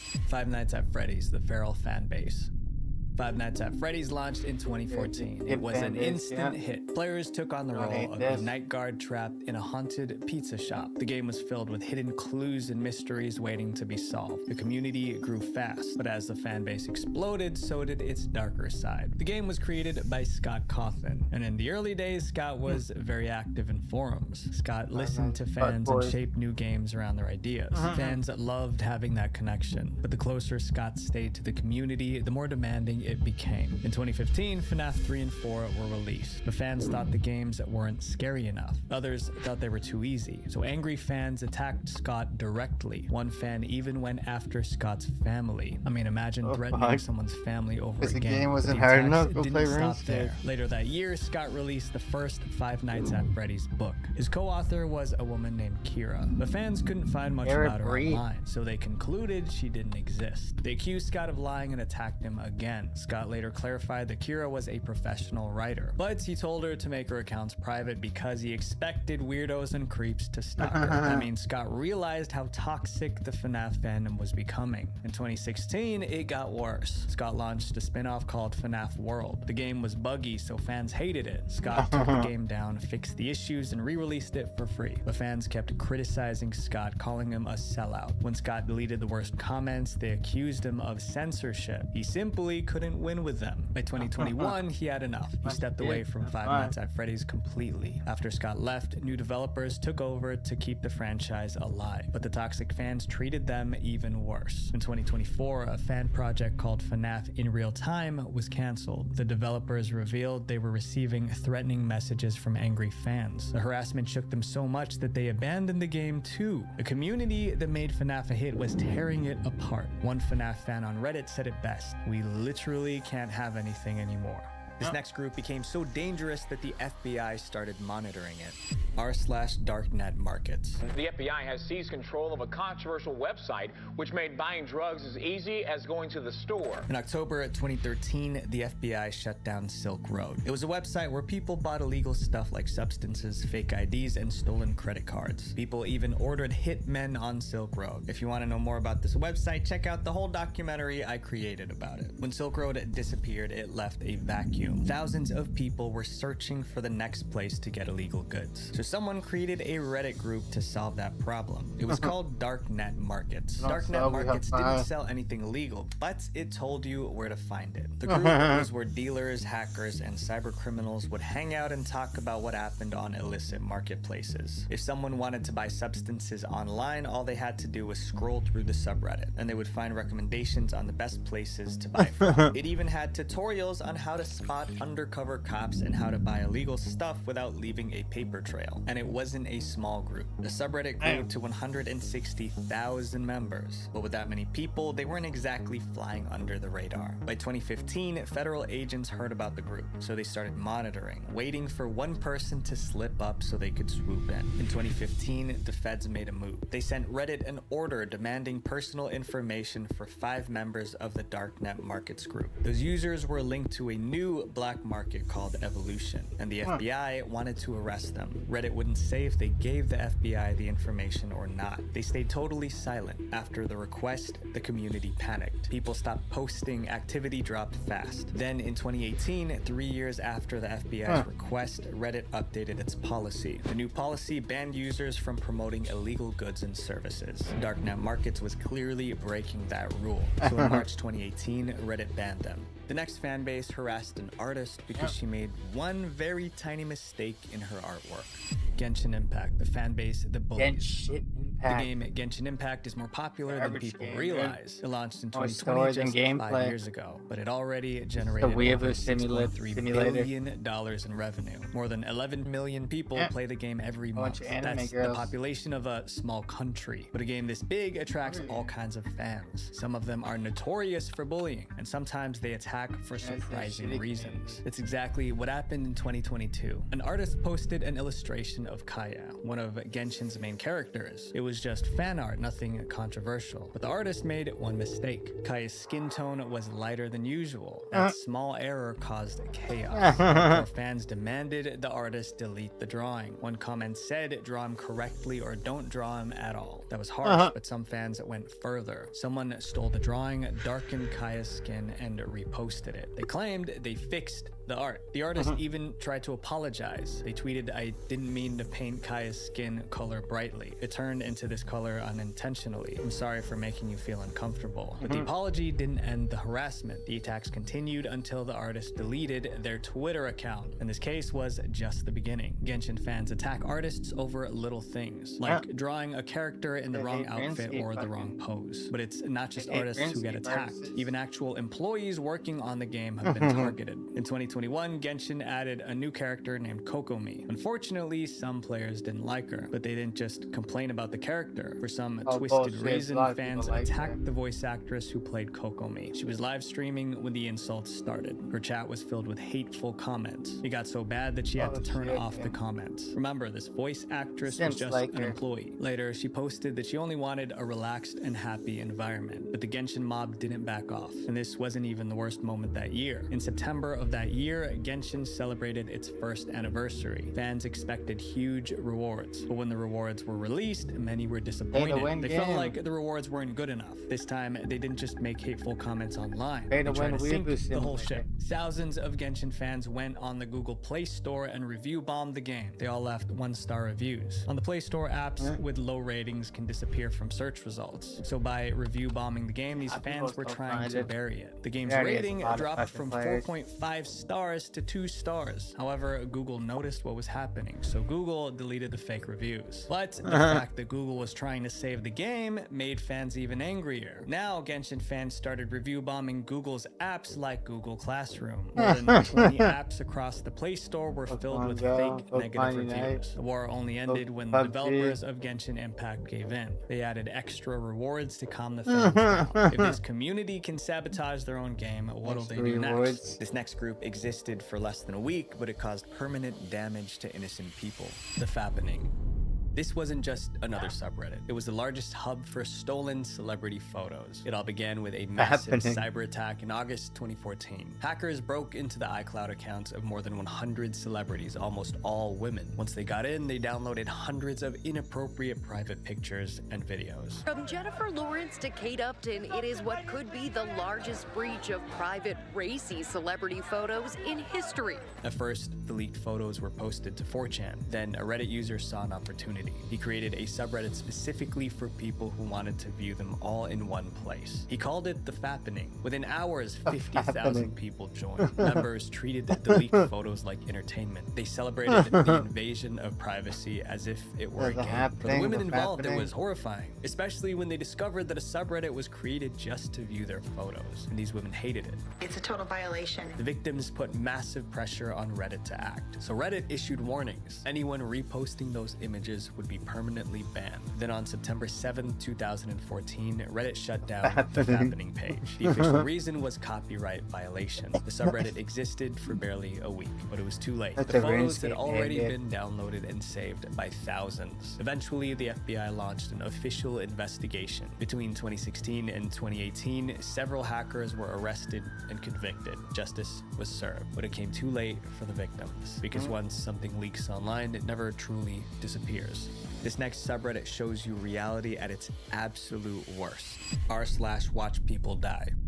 Watch People Die, or WPD, was exactly what it sounded like. It was a community where members could watch real videos of people losing their lives. The subreddit started in 2012, and the content was disturbing. Members claimed the group showed the unfiltered reality of death. But why would anyone want to watch that? One member said it wasn't a place where we laugh and make fun of people's deaths. The reason we keep coming back is because it really shows us how precious life is. Another claimed that watching workplace accidents made them more careful on the job. But that didn't change the fact that it operated like a page filled with shock, full of videos of ordinary people losing their lives. At first, Reddit ignored WPD's shocking content. Then, in September 2018, Reddit placed the group under quarantine. That meant WPD's posts were hidden from Reddit's front page. Only the group's members could see the content. Even in quarantine, WPD kept growing. By 2019, it had more than 400,000 members. However, with the kind of content being shared, it was only a matter of time before WPD got in trouble. And that moment came in March 2019. In March 2019, a tragedy in New Zealand led to multiple fatalities. The attacker live streamed the incident on Facebook, and the footage quickly spread across the internet. Eventually, it reached the WPD subreddit. This was exactly the kind of video WPD existed for, so they posted it. But the footage was too graphic. And out of respect for the victims and their families, Facebook, Instagram, Instagram and YouTube scrubbed it from their platforms. But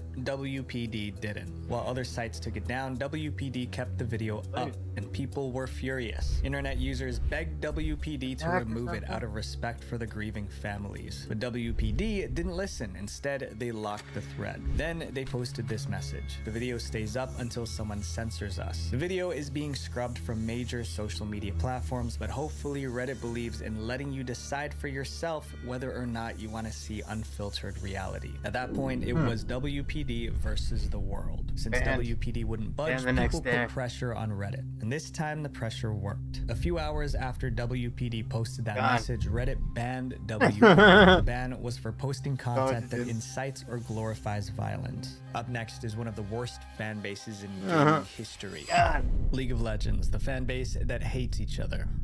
No gaming fan base is as toxic as League of Legends. At least that's what players say. In 2024, a survey asked gamers which fan base was the worst. Around 36% picked League. What makes this fan base so bad? It's about how the players treat each other. League of Legends is built around teamwork. 5 players join forces to beat another team. Success depends on working together, but most players end up fighting their own teammates. If someone makes a mistake, their teammates explode. Players scream insults in the chat. Others go even further. They int. Inting is when a player deliberately dies over and over in the game. They do this to either troll or punish their own team. Either way, inting ruins the game for everyone. Riot Games, the company behind League, has tried to control the toxicity. They ban aggressive players, they added mute buttons. They even created a system to reward good behavior, but none of it worked. By 2020, 98% of players said that they have been harassed in-game. 98% is nearly every player. If players are this toxic during casual matches, imagine what happens when money is at stake. League of Legends has massive esports tournaments. And these tournaments offer millions of dollars in prize money. The most famous team in League is T1. They've won countless championships, and their star player named Faker was insanely skilled. Fans called him the Michael Jordan of esports. But in 2020, the same fans who idolized T1 turned on them. That year, T1 failed to qualify for a major tournament. Fans blamed the team's coaches for benching Faker during the qualifiers. The coach who benched Faker received death threats. Other players began getting threats as well. T1's CEO had to plead with fans to stop. Some fans ignored the warning. By September 2020, T1 started tracking down those behind the threats to take legal action. This wasn't the only time fans turned on a professional League team. One team received an actual weapon in the mail. It was supposed to be some kind of warning. It's no wonder so many consider League of Legends the most toxic fan base in gaming.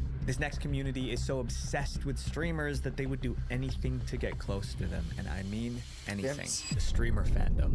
Twitch, to no one's surprise, has always been associated with toxic gaming culture to some degree, and fans play a major role in this. Fans form something called parasocial relationships with their favorite Twitch streamers. These relationships are one-sided fake relationships that fans create with the person they admire. These fans feel like the streamers are their friends, but the reality is far from it. You guys are my form friend. a relationship with me. At the end of the day, I'm entertainment. I don't have that if I many stop viewers. entertaining, you You stop guys are all my watching. friends. That's it. That's what I want from you guys. Because I'm not your friend. I will never, ever hang out with you. And I don't care about you because I don't know you. I can't. You're a number for me. I'm sorry.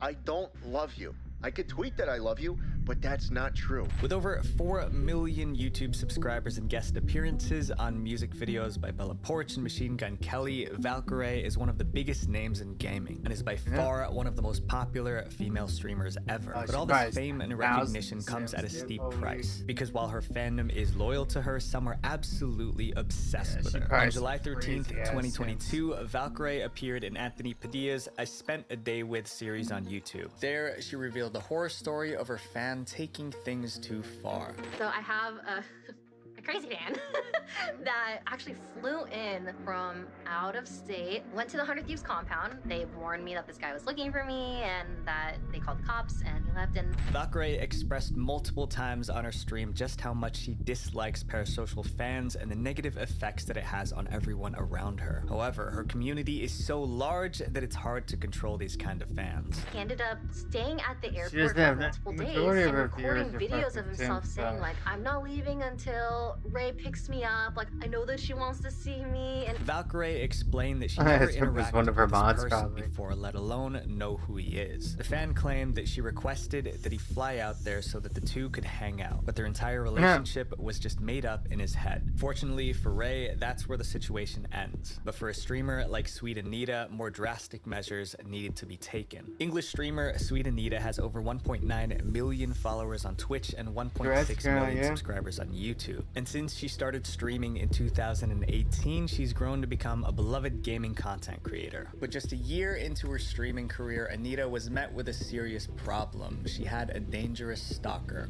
I've been chased, and people have had to restrain my stalker out in public as he wouldn't leave me alone. Since October 2019, Sweet Anita has been stalked by an obsessive fan who wouldn't leave her alone. The stalker began by messaging her excessively on Twitch and other social media platforms. He would find ways to join her video game lobbies, begging her to talk with him privately and pursue something more. And when she refused, he didn't take it lightly. He started putting my details in chat and trying to encourage other people to stalk me, doxing my home, my street, my address. He started trying to release things about me that were incredibly private, including medical conditions and things like that. And he made awful threats and awful comments constantly. From there, things escalated with him visiting Anita's town. The obsession got so intense that the stalker secured a lease at a place just 4 minutes from where Anita lived. Living in constant fear, Anita tried to contact local authorities to get help. But even after showing the police all the evidence and threats made against her, the cops either didn't take action or released him after detaining him. When I reported to the police that he was about to turn up at my house, you gotta subpoena, he you gotta get me a on lawyer stream, and get so I'll be there in 15 minutes. And they didn't turn up for 30 minutes. I treat that And even though they accounts didn't or actually turn subpoena up, fucking what they Twitch did was for bring me back account after details. 30 minutes to explain why they weren't going to do anything to help me. In this tweet posted by Anita on July 14, 2020, she shared a terrifying message from her stalker saying that he would end her. The streamer then revealed that he sat outside her house all day waiting for her to come out so he could strike. Then he followed her around and then proceeded to chase her. 2 men had to restrain him so that she could run away. When she reported this incident to the police, the officers said that they would chat with her about it the next day, but they never did. When she followed up with them, they pushed it back yet another day, which shows just how little they're doing to protect her. All of this happened between 2019 and 2020. Since then, Sweet Anita kept most of her stalker issues private, but they still continue to affect her life. In May of 2022, Anita shared text message screenshots of this unknown person confessing his love to her, claiming she'd been leading him on. The messages also had a dark undertone, with the person writing, "I don't want to hurt you or your security. This is complicated, but I love you." But while the screenshots were shocking, the real kicker was that this man was a homeless guy who had joined Anita's Discord. When he was there, he told the community about his life story, and they ended up crowdfunding enough to cover his living expenses and tickets to TwitchCon, which was the convention Anita was attending, and where he planned on meeting her and bringing harm to her. While it's unclear what happened to this guy, these incidents were far from over. On March 3rd, 2023, Anita took to Twitter to share what she'd been doing behind the scenes to protect herself and other streamers like her. After years of inaction from authorities, Anita decided to take this issue directly to the government. She worked with a member of parliament to try and tackle the problem, making proposals to create proper legislation and prosecution for stalkers. Over time, she also ran into several other crazy fans. One man broke into her house and she had to fight him off. Another attacked her in public. And one of them would even sleep in her garden to keep tabs on her at all times. Despite the severity of Anita's problems, her proposal was pushed aside. Nothing could stop these stalkers as their actions weren't technically illegal in the eyes of UK law. This next community created disgusting content that's used to blackmail others.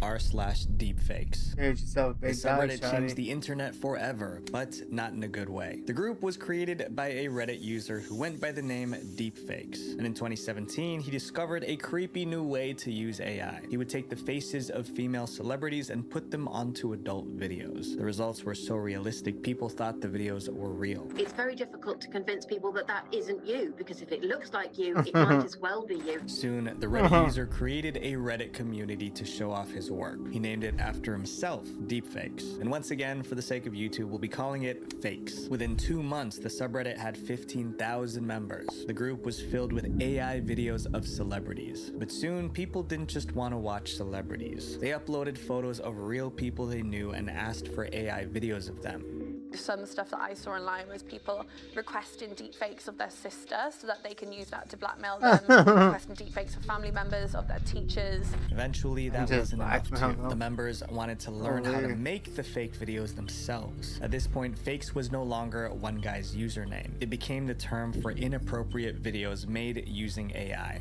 The term was born in Reddit when members of a group called Deep Fake used AI to put celebrities' faces on actors. But making fakes was hard. You needed a powerful computer and coding skills, but that was about to change. In 2018, a member of the subreddit released a software called FakeApp. FakeApp made creating fakes as easy as clicking a few buttons. Just upload the picture and let the AI do the rest. Now anyone could make a fake. FakeApp spread like wildfire far beyond Reddit. On January 24th, 2018, a blog published an article exposing the subreddit. They pretty much blamed the group for kickstarting the AI video epidemic. The article went viral. People were furious and Reddit couldn't ignore it anymore. 2 weeks later, Reddit banned the fake subreddit. They also uploaded their policy to ban all involuntary inappropriate content. However, it was too late. Even after the ban, FakeApp continued to spread. And today, fakes blackmail is still a huge problem online. This next community takes obsession to the highest level imaginable. The K-pop fandom.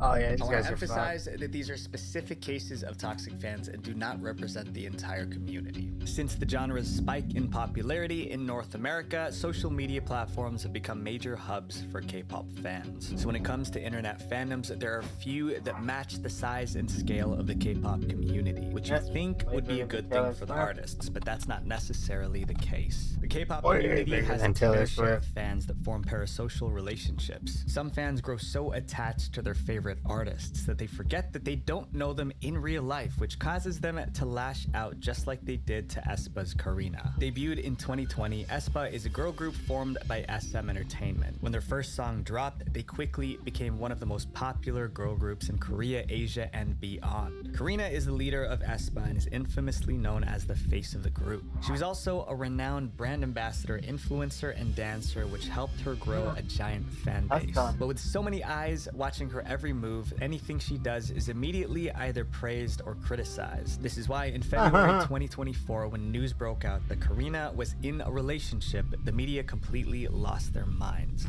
According to an exclusive report on February 27th, aespa's Karina and acclaimed actor Lee Jae-wook are romantically involved. Karina's new lover, Lee Jae-wook, the star of several highly rated Korean dramas and a rising star in Korean media. But despite their positive reputations, this relationship would be a nightmare, especially for Karina. In the K-pop industry, dating is considered taboo, and many idols are not allowed to date, which is outlined in many idol contracts. These rules are usually set in place because of K-pop's intense fan culture. To keep their obsessive fans happy, many idols need to look like they're single and available for love, particularly from their fans. But just because these rules exist doesn't mean they're always followed. After the two were spotted together, both of their entertainment agencies decided to issue statements announcing their relationship to the public, but what they didn't anticipate were the consequences that would follow. One day after the news was out, SM stocks fell by 3.47%. Although it isn't confirmed whether or not that was the reason why the stock price fell so drastically, this was just hours after Karina's dating announcement went live. Not to mention, the statements from both companies received mixed reactions, with the same amount of people criticizing the relationship versus supporting it. But that wasn't all that happened following the news. Karina became a target of severe internet hate from fans who didn't support her relationship, and they did everything they could to let her know exactly how they felt about it. Stationed right outside SM Entertainment's headquarters in Seoul were massive LED billboard trucks sent by outraged Karina fans. The words on these billboards were shocking. You ruined your career. Were you not satisfied with the love that your fans gave you? Why did you decide to betray your fans? Apologize or you will see album sales drop and empty front row seats at your concert. The second billboard truck added even more salt to the wound. It said, Karina, rather than feeling sorry towards the fans, you should be sorry to the you who has worked hard for 7 years. You ruined your own career yourself. All your efforts have been destroyed by a single dating rumor. Are you satisfied? Because of this excessive backlash, Karina had to do some serious damage control. Girl Karina from the group had to issue an apology because she has a boyfriend. In a handwritten letter addressed to her fans, Karina apologized for her relationship. She also wrote that she promised to heal the wounds she created for fans and that she would show her more mature and hardworking side in the future. After this letter was released, Lee Jae-wook's entertainment agency issued a statement announcing that he and Karina had broken up. This happened just 2 weeks after the relationship went public and just 5 weeks into their dating. Although the statement said that the breakup was due to both of them wanting to focus on their careers, it seems more likely that it was because of the controversy that the relationship created. And Karina isn't the only K-pop idol whose love life has suffered because of fans. Other idols like Blackpink's Jennie, Girls' Generation's Taeyeon, and FX's Crystal have all been targets of angry fans. Fans feel a sense of betrayal when dating news comes out, either because they've devoted themselves entirely to these singers or because in their minds no one is up to standard with their favorite idol. But dating isn't the only controversy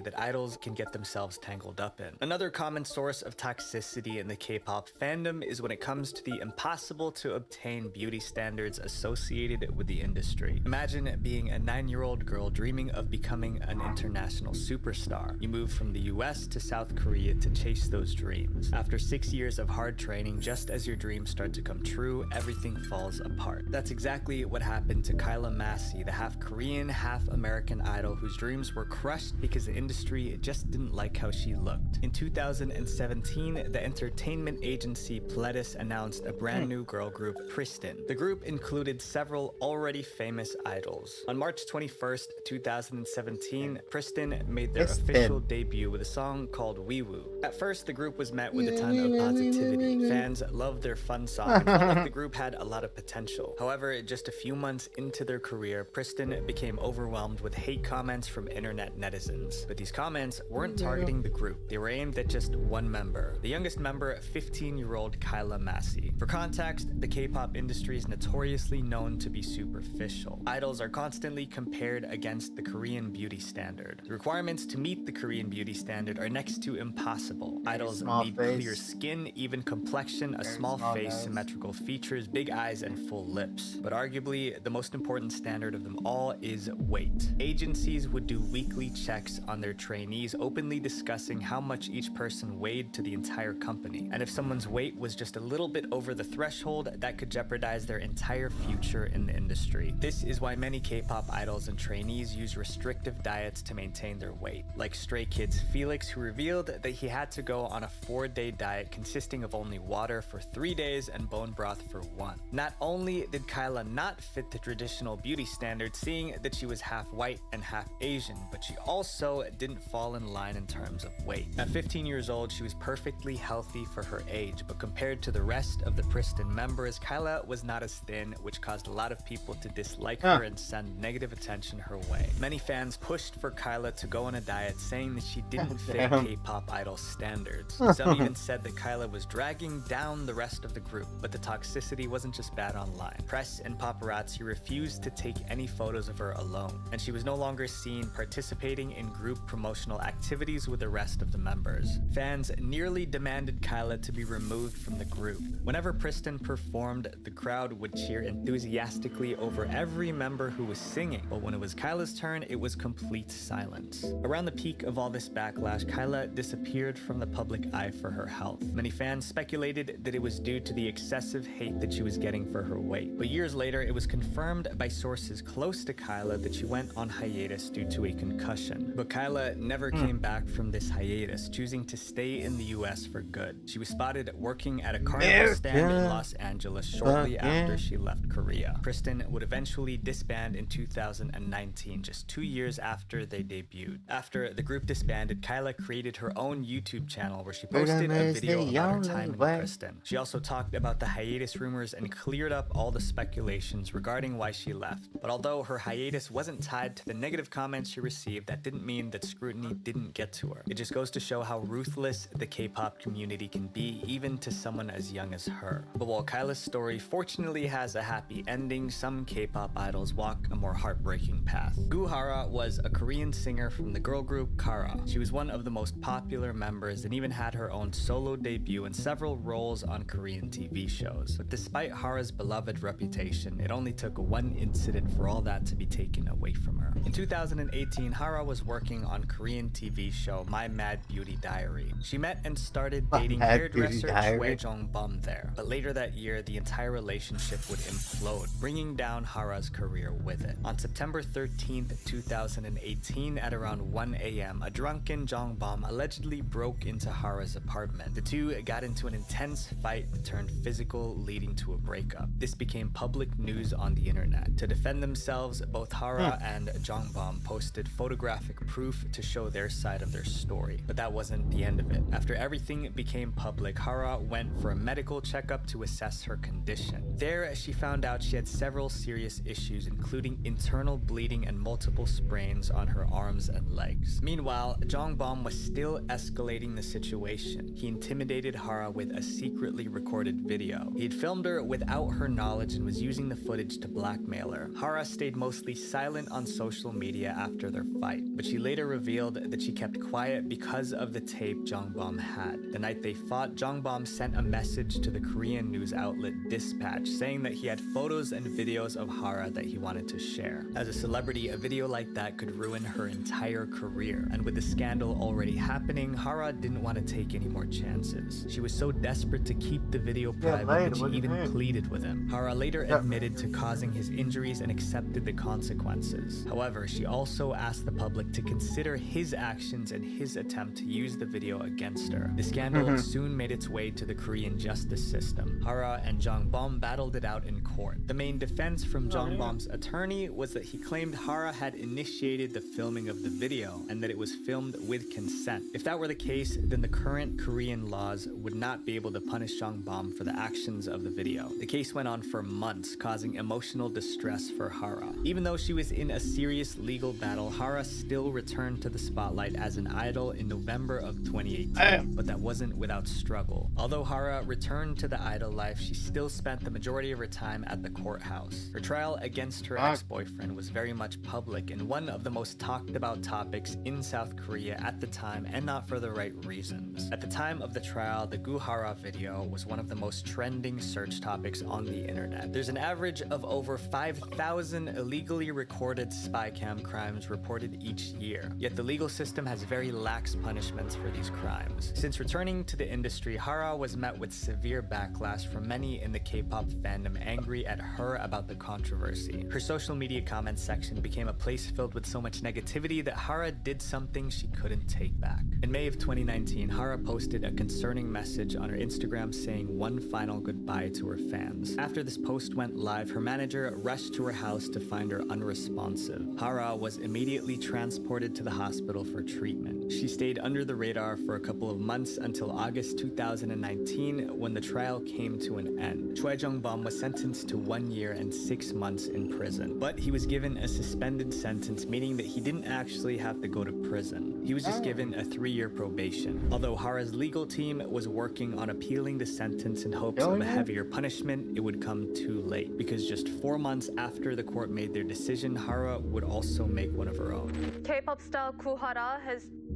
another apparent victim of malicious online attacks.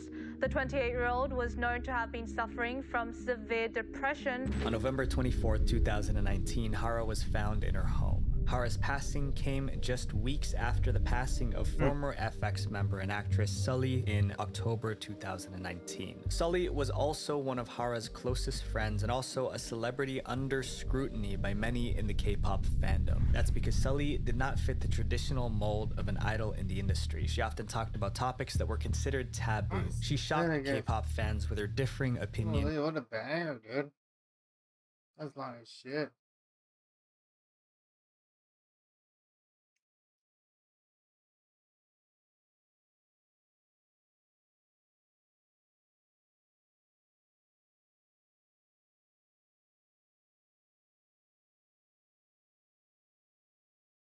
See. Let's see what's in the Al. Good old Al. Algorithm. DIY Ford Fiesta restoration begins. First time sanding a car. Enjoy that, bud.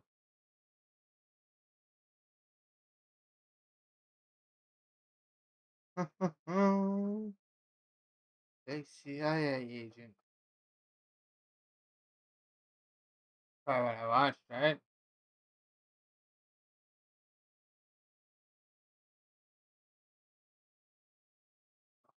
So I saw this one.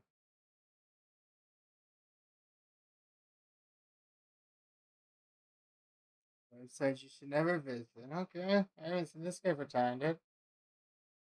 All right, everybody. Today we are going to be visiting websites that you should probably never visit. Most of the websites that we're going to be going to, you can't actually visit on a browser like Google Chrome or Edge. You actually have to go onto the Internet Archive to get to them. The Wayback Machine, whatever you want to call it. I didn't look super deep into these websites because I wanted to do this with you guys at the same time. Let's go on the Wayback Machine and let's start with Shea St. John. So what you're looking at here is just snapshots of the website. You should be able to navigate around if there's like links on the side or whatever. But these snapshots range from 2009 to 2026. But there's actually no snapshots in 2026. I'm not sure why there's a spike here. Well, let's go to 2009. Let's see what this website used to be. Super long ago.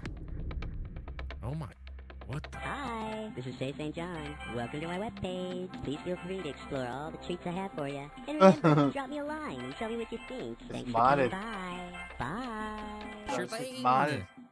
Wow, he sounds very innocent. You know, he sounds like a kind fellow. Let's see what's going on here. Welcome to Shea St. John. Let's see.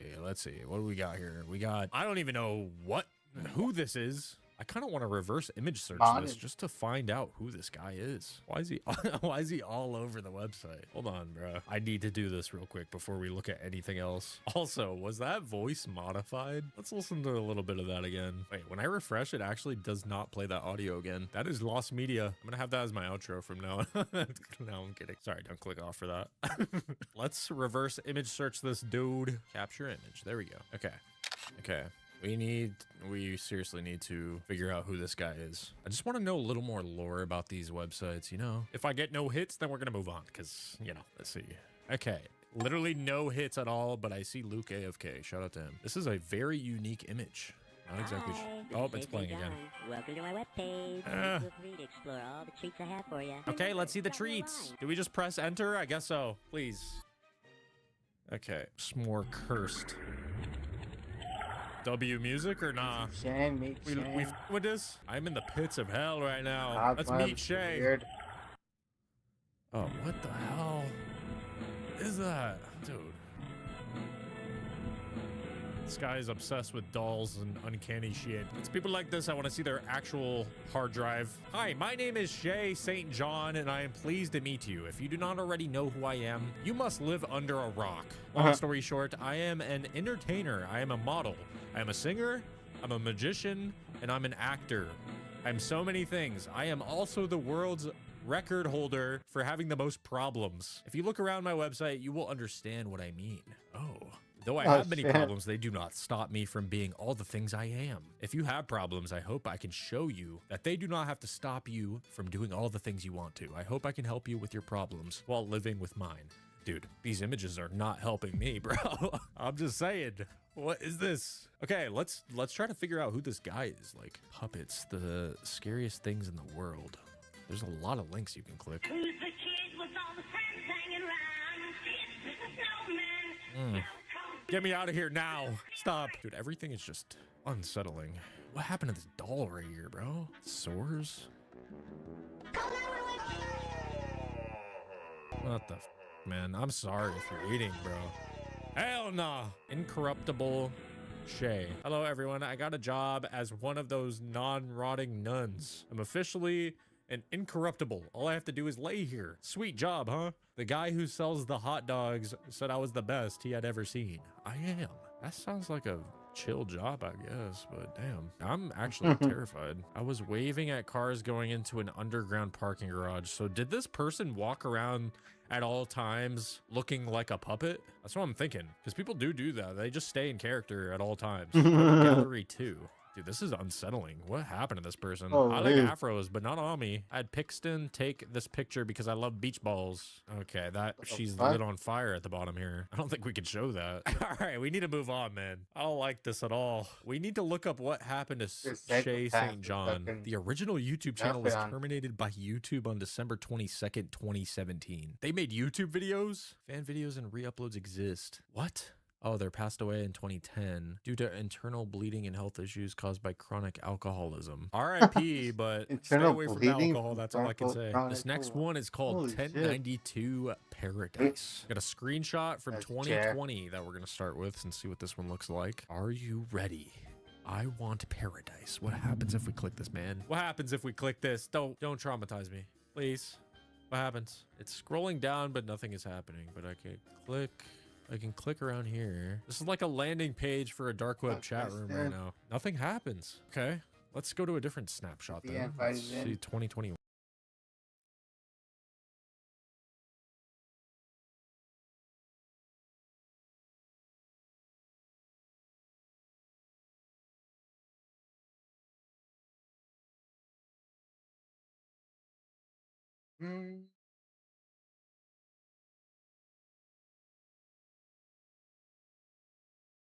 Simple Travis that turns into 7-hour stand-up. Okay. On 40. Disregard state on 42. This sergeant has no idea that he's about to be thrust into one of Ohio's most notorious criminal cases. Go ahead and stop now. Traffic stop. Hi, puppy. It's okay. Yeah, serious saying traffic stop? Sergeant Norwood, London Police. 3 that stops. You have 0 taillights in the back of this thing at all. Oh my God. There's not a light on it. I just came from the ER. Okay. I poked myself in the eye. Oh gosh. Do you have an ID? And then I gotta get the temporary plate off the back. I didn't see it. I sure don't. You don't have an ID? No, I sure don't. You don't know your social? No, I sure don't. Somebody stole Both yourself in your eyes. my license. In your eyes, both of your eyes still work? It's never happened before. 30 years How? marriage. Who owns the van? The van is still, 30 days, so nothing's came back. To get the 30-day, you'd have to have the title and it's signed, right? Right. So do you have that with you? Do we have that in the glove box? I think so. What's your name, sir? My name's Ronald. Ronald? Taylor. Ronald. Y-L-A. And then what would be your last address on your ID? Oh my gosh. So was your ID at a... Stack.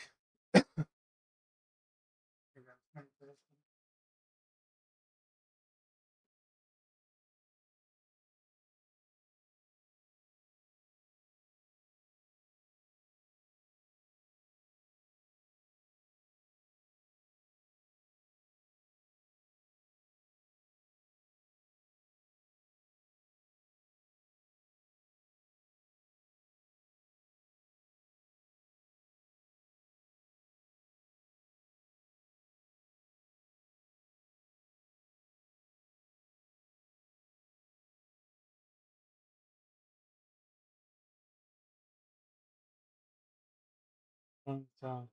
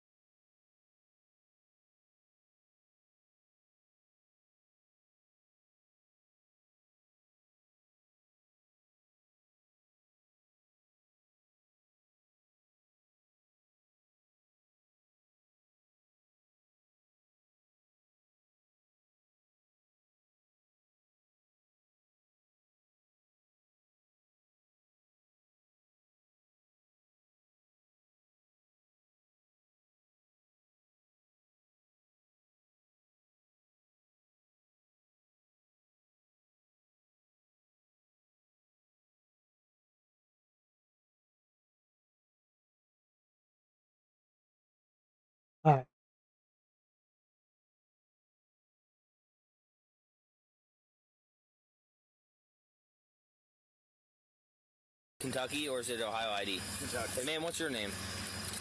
Barbara. Barbara? Yeah. Taylor. What's your date of birth, Barbara? May. Yep. 19th. I'm gonna be right back, okay? What's that about, dude? 5, they're taking off. It's Colorado, signal 7, temporary. They're taking off, head northbound Lafayette. It's got no taillights. Passing Eagleton, 90s. It's a male white driver, female passenger. They stated they just left the ER. There is a canine in the car. Seemed friendly as a small dog. Pit bull. We left the center and passed in. It's small dog. It's a big dog. It's a pit bull.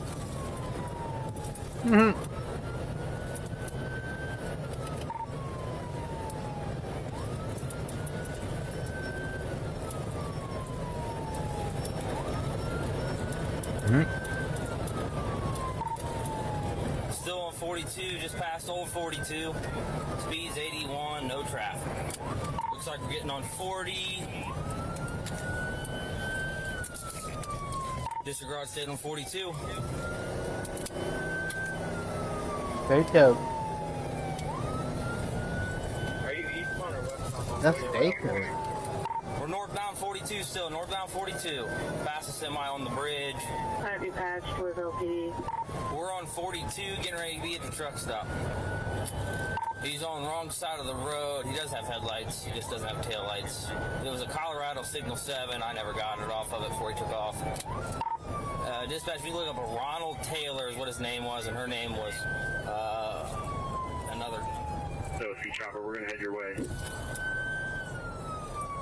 Okay. Chopper gunner. London, you have our aviation en route to you. Pulling in the TA, over a curb, heading towards the building. Like a gas station? We're going to be right at the front of the TA, stopping. Whole bunch of transport trucks. You better stop! You better stop! Stay. I'm going to tase you. You're going to get tased. Gun! Gun! Or somebody got his drop it right now! This is his pants. He's got a gun in his hand. Drop the gun! Drop the gun! Drop the gun! Why did he lose his pants, dude? He's got a gun! He's got a gun! Get on the ground! Put it down! He's got a gun! We're in the TA parking lot. White male, no pants on. Heading towards 70. How did his pants fall off? That is. I had to rewatch that, dude. Holy. Over here. How did his pants fall off in one tick, dude? It was like a quarter of a tick. His pants fell off. Okay, so he's running. Gun! Somebody got his drop it right now! He's got something in his hand. It might be a gun. He's got a gun in his hand. Drop the gun! Drop the gun! Drop the gun! His pants dropped. He's got a gun! Yeah, his pants supposed to be, but the gun didn't. Get on the ground! Put it down! He's got a gun! We're in the TA parking lot. White male, no pants on. Heading towards semis, heading towards 70 by the water tower. They're getting in a semi right now over here.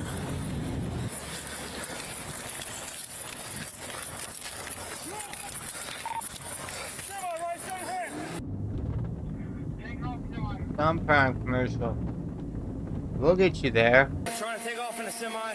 Fuck you. They can't figure out how to get semi and drive. We'll get the load there. The Fuck incoming you. units were held up here. You see Time. our cars to drive. We're in the back towards the water tower. Is a semi. They're trying to get it driving. Right there. Back up. Back up. Back up. He's got a gun right there. Good. You say he's got a 40? Yeah, I pulled a gun. Get back. Get back. Go back. Guys, there's two of them in there. Male's on the driver's side, female's passenger side. I don't know if we had a truck driver inside or not. They're still trying to steal it. They're revving it up. All right, looks like he just got the air brakes off.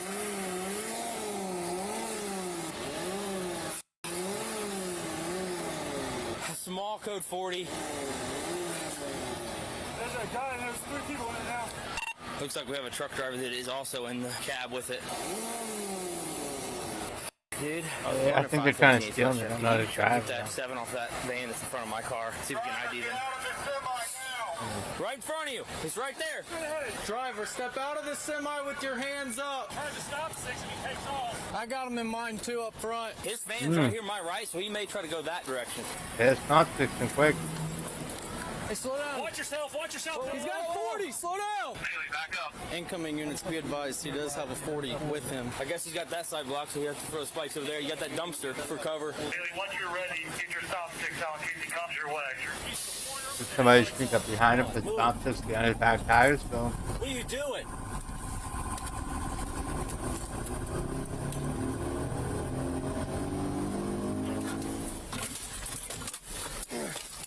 We have a shield in car 1. I don't think he's going to be able to go that way. So it's good this way. 5, 1 is on his way. Hey, you can keep talking to him on the PA. Try to keep him calm so we can end this peacefully. Driver, this is the London Police Department. I need you to step out of the semi with your hands up for me.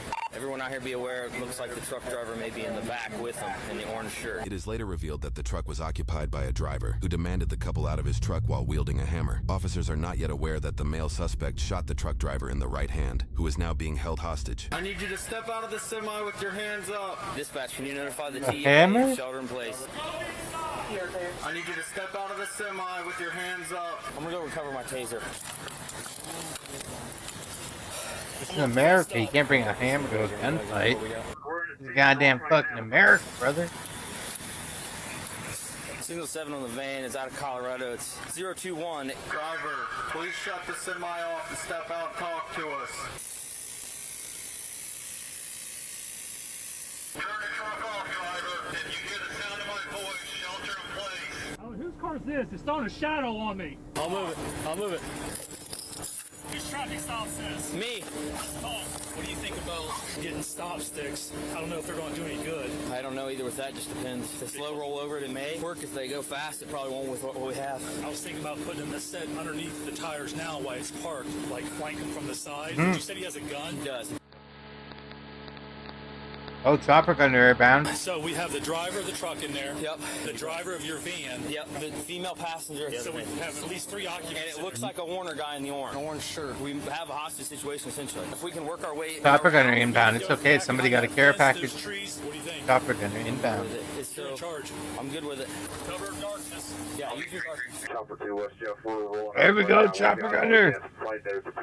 Let's go. And then approach from the rear. Hey, let's go real deep. Chopper 2 to the ground. Yeah, switch bomb. Oh, it's an AC-130 1, actually. 2, 3, 4, 5 in. It's the 5th one in, right? Yeah. Hey, Chopper 6 1 in. One of the lights on. Right, we got eyes on it now. Occupied by 3, 2 suspects, 1 hostage. If he takes off, be ready to Yes, dude, you're wasting your AC-130. We'll just stay back. They're making our approach now. Dude, you're wasting your AC-130, dude. All right, move.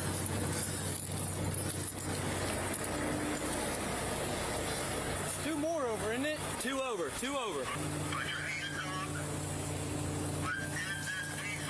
Only ones with the lights on. They're set. We good? Yeah, they're set. Well, we probably need to hang out somewhere over here, at least get a flank on them. Right, just stand in front of the semi. Is anybody in the driver's seat? All the windows are up right now. We can't see through the glass. From my angle, it doesn't look like anyone's in the driver's seat. Back here by the van. That van clear. Affirm, I cleared it. Do you have binoculars? Right I there? don't have any in this car. Dude. Oh, Alright, it's moving. It's moving. Got eyes on it. It's moving. You ran right over your sticks. Oh, he's gonna hit our car. Nope. Crossfire. Damn it. Oh, he's gonna hit our car. Nope. Crossfire. Damn it. Oh, he's gonna hit our car. Nope. Crossfire. Damn it.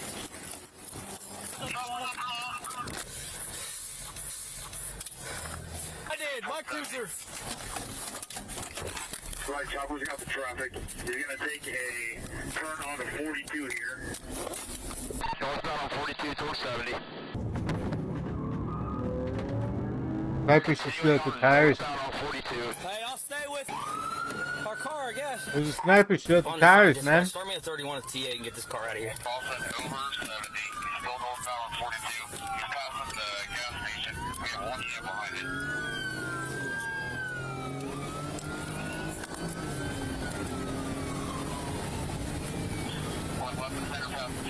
still northbound 42. And the cruisers behind us start flanking the other roads. We'll keep you advised. It's like a city know we're coming in. Still northbound 42, we cross State Route 29. Passing left to center. He's passing another semi left to center right now. Taking a right turn on Billeryville. We're coming up to Goodson. There's no traffic coming around the curve right now.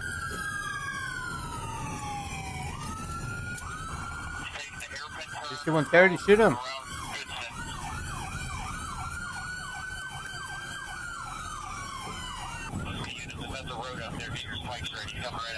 Hey, when he approaches your guys' cruisers, watch yourself. He rammed the one already. Still on Goodson eastbound, about 45, 50 miles an hour.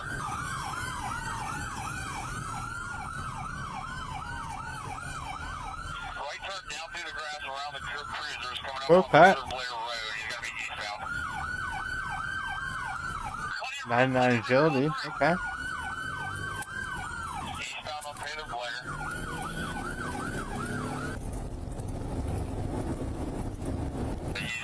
Speeding up a little bit. It's about 55 miles an hour, guys. Going over 70, still on Taylor Blair. Hey, should we terminate or no? We're coming back to the village now. Yeah. He leaves the village to terminate. Alright. You got traffic coming at you on Taylor Blair. Just so you're aware. You guys give yourself some extra space coming up to that bridge. You may not. I definitely can't fit him. Going through the bridge right now. Still on Taylor Welcome. Blair coming up to Maine. Taylor Blair coming up to 40. It's going to be a right turn to head west.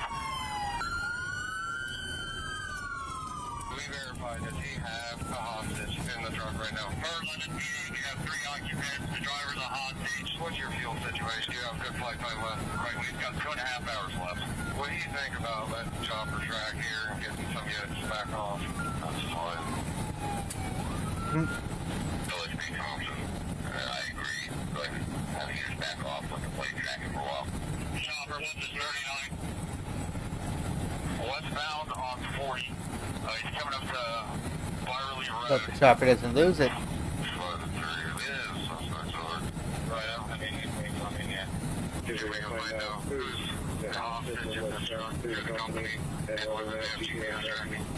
We're not even standoff yet. Holy. He's slowed way down. He's still westbound, pretty long. He's still full stop in middle 46 westbound. His front tires are pretty much down. He's leaving right all over the road. We're rolling in westbound on 40. He's back up. He is now westbound eastbound. The officer coming eastbound. He'll be head on with you about a half mile. Watch yourself. So there you go ahead. Watch traffic. Cruisers, watch yourself. He's rammed one already.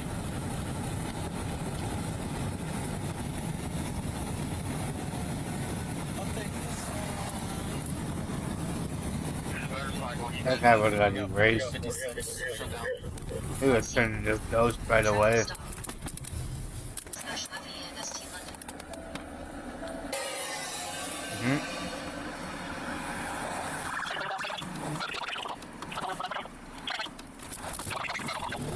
We're still westbound in the eastbound lane. Hey, Troop, watch yourself. He's coming right at you. He rammed me. Oh, shit. All right, stay with it. Okay. 28, 25. He just crossed the Route 54, still westbound in the eastbound lane on 4. Westbound here, so let's back off a little bit. Give him a chance to go over and watch it. He's slowed way down, still westbound in the eastbound lane. He's just crossed under 70. 105, I just found a 9 mil around the parking lot where he had fell and my initial contact with him. 70 westbound. He'll be right behind the 70 westbound. It looks like his front tires are pretty much gone. He's having trouble making it up that hill. Chili block westbound traffic on 70.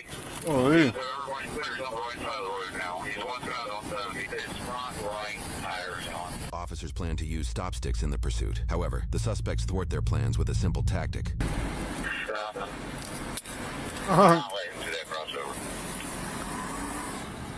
We're entering a crossover. Heading back eastbound on 70. Unless we get somebody up in front with sticks. Cruiser's watch yourself. He's coming right at you. Right at you. Getting off on 72. Going. Got one. Going to me. Going northbound. Northbound on 72. 72 coming up the level. Turn your lights off. Disengage. We're going to stop. See where it goes. Let the chopper follow it. Go ahead and back way off. If the chopper gunner follow it. He hit my cruiser. Another one? Yeah. We may be coming to a stop here, or he's going to flip back around. Back south on 72. Back south on 72. That's why he's changing directions on this. He's going to be listening on the scanner after we encrypt. He's flipped around both times, right? It's not clear if the suspects were listening to police radio. Regardless, the suspects did not circumvent the next stop stick deployment area.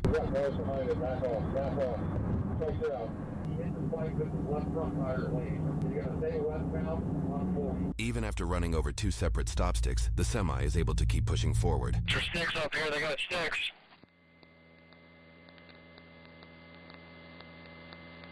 Can we confirm whether or not they got the sticks out? Units behind, they've got the next ramp block as well. They may have another set of sticks out. Another set of sticks out, there should be 2 sets. Another successful set of sticks there. He took that one with him, but I think they fell off the back. They went under most of the tires. Still in the center lane, he's crossing under truck pipe. All the stop sticks are on the left shoulder.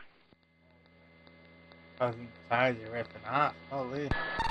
Losing a bunch of tire debris. Watch yourself, it's going straight back toward the cruisers. Now you're giving Indiana a heads up, just in case. We'll make contact with them now. Take the exit. Take the exit. Don't be going north. Right flag, one flatway now. Just so you get we do not have a flatway. Units leave the left lane clear. Left lane clear. Stop. Center lane. He is not exiting right now. We're stopping the center lane. He's cracking the driver's side door. Looks like he shut it again. He cracked it for a second. He's still sitting in the center lane. Both doors and windows are still closed. Once I get right to Why does the AC-130 have shitty ass poly graphics? We're going to go parallel. They're still trying to load in or something. Just trying to visually make contact. How much flight time you have left? About an hour and 15. Oh, an hour and 15, so he's got some time. I don't know why they don't just put a slug through the radiator. Yeah, that would shut the truck down right away. They should put it right in front of that thing so it can't take off. There's nothing but tires. So. Communicating with us through the window, kind of chicken scratch writing on some notes. He's asking for green, cold Slug through the radiator.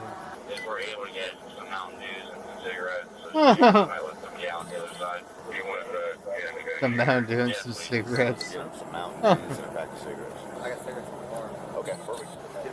Alright, so it's in that car, dude. He wants a box of Marlboros and Mountain Dews. I'm not saying he's going to get them right away, but if we can still work on getting those 2 items, he wasn't too happy with the box that he was given. I want those items where at some point, if we can use them to get something, if we at least have them on standby to use at our discretion. Any luck on OIS negotiator? Nathan said Some eyeballs, some fucking Mountain Dew, brother. Not going to really talk or do anything until he gets those items. So it just let me know what you need. I need my Marlboros or my Mountain Dew. Officers have now identified the 2 suspects as Rodney and Elaine Hillman, a married couple with extensive criminal histories. Investigators also learned that both were wanted on multiple felony warrants, reportedly tied to drug and theft offenses. With that information in hand, negotiators know the stakes are high. The Hillmans may believe they're facing years or potentially the rest of their lives behind bars if apprehended, making the situation even more volatile and unpredictable. With a hostage driver involved, they need to ensure their safety comes first. We're going to go get fuel, Lee County. We'll be back. They're trying to stay off the radio because the media is monitoring. There's cutting the airlines, keep the brakes engaged. Jason, go ahead and cut you loose. Get a search warrant, search the truck. Right. Good morning. How are you? Good. You? Media's listening. What's up, man? How are you? Good morning. All right. Anything else before I head out, Sarge? I don't think so. Well, have fun. Good night. Probably be here a while. They'll reach out and get a statement from you at some point. I was never here. That's not how it works. Lieutenant Thompson was wanting to get some coffee. Oh, I just saw that now. Yeah, I can go handle that. Somebody already sold video from PA. Yeah.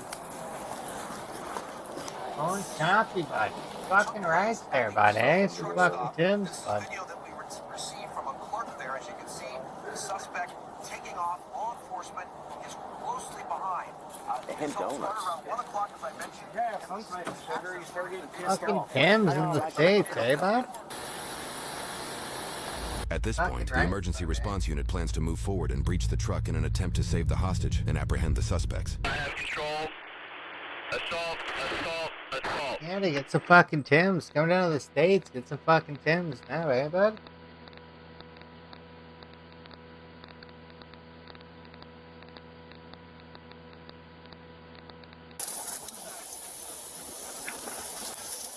Let me see your hands! Hands! Let me see your hands! Where are your hands? Let me see your hands! I can't see our suspect. Time to hang up the gloves, champ. 11 years is enough. Let me see your hands! He got a gun! Just pointed at me. Show me your hands! If we don't have anything, we can back up. Want to get after there? Hey, if there's nothing, we can So back up. dumbass up, dude. You have anything? Nothing? All right, The only time I want you to open your mouth is when I have my penis out there, okay? Or is when you walk, or if you ever walk into me changing. That's the only time I want you to open your fucking mouth, okay? Fucking CEO, fucking idiot. And the only thing you're CEO of fucking your neck beard. Crazy. CEO university? Fuck off. You're not CEO and you never know. You're too stupid for university. You're too stupid to be a CEO. You got double flex in that name, dude. It's been a long run. You did well, but everyone else did better. We got two. Male, female. Dude, you know what? You know what, dude? I'm sick and tired of your fucking attitude. You know, put your hands up right now, dude. I'm gonna throw some fucking hands at you right now, dude. You ready?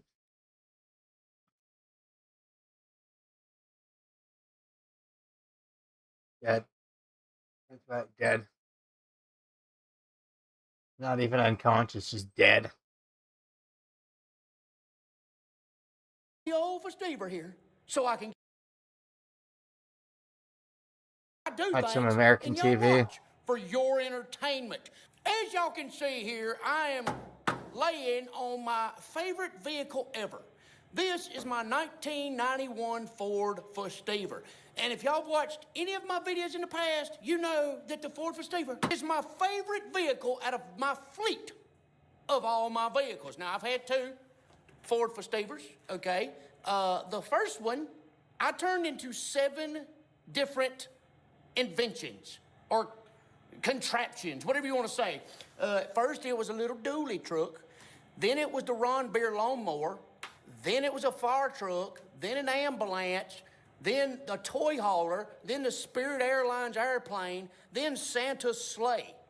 And that thing never gave me issues. The only reason I had to retire the first one was because I was riding through the bushes and Bobby walks up to me with a handful of metal. And he's like, hey man, I think it's time to retire this thing or you're gonna fall straight through the floorboard. And I thought, yeah, you know what, that's a pretty good idea because the brakes also gave out that same day and almost ran me into a tree and killed me. It's definitely so American we had to retire TV. that one and I bought me a new one, or well, I mean a newer one, I guess you'd say. Now this one here was the Ron Beer 2.0. Now We're gonna start charging you for using YouTube so Stitch for today no I am reason. going to use my new channel. Yeah, but that's what I thought about my sleep streams, dude. I just stream for 8 hours just fucking being unconscious, but my sleep streams pop off, dude. Yo, check this shit out, dude. You wanna see my last sleep stream? You wanna see how much money it made me? Yeah, see how much money it made for fucking my last sleep stream, dog? Yo, check this gangsta ass shit out, dude. You're gonna quit your fucking daytime job when you fucking see this shit, dude. You ready? Oh, are you ready? Are you ready for this? Are you ready for this? Sleep stream. No, not that one. Wrong one. Yeah. It's this one. Yeah, 6 hours. 2,834 views. $4.66. Yeah, you're gonna quit your fucking day job after this. 2.8K views in my sleep, dude. Almost $5 a minute, dude. In my sleep, dude. Imagine if you could sleep all day and get paid fucking. Damn, dude. Uh-oh. That's supposed to do that. My new belt sander to sand the paint off the old Festiva here so I can give her a new paint job. Now, this paint is thick, very thick. You see, I put like them fancy little paint chips. You see how sparkly it is right there? I mean, I did it up for the Ron Beer paint job, but I sprayed it on like 14 layers, so it's basically like bulletproof. I've used paint thinner several times to try to get it off. And it did in some spots, but you see, it's still thick on the doors and stuff. So I figured maybe the belt sander will do the trick. We're gonna find out here very soon if it does. Now, this is the first time I have ever used a belt sander. I mean, I've sanded stuff, but not with anything like this. A belt sander, yeah. I got one of them compressed air ones that I run with my big air tank, but it just gives out. It's like the air tank can't keep up with the pressure, so I'll be using it. I do better just doing like that, I do believe, than I would with that one. And I was like, you know what? I think the big dog right here should work. So, Bauer, you're on the clock, all right? I hope this is a good commercial for you. I hope this thing does good. If it don't, then you're going to get some roasting, all right? Okay, now, let me get my safety gear on. Got to have safety gear. I got me this here filter mask right here. I got asthma. I'm real bad asthmatic. So I'm breathing that in this inside. because I If breathe it's outside of in you, chemicals in my fine, life. I do believe that's why I have the brain damage I have. You know, snorting lots of paint, other fumes, and eating paint chips and all that has done damage. So I don't want any more damage, you know. I'm gonna put this bad boy on right here. I feel like it's the coronavirus outbreak all over again. Yeah. Looks like I might take off my hand.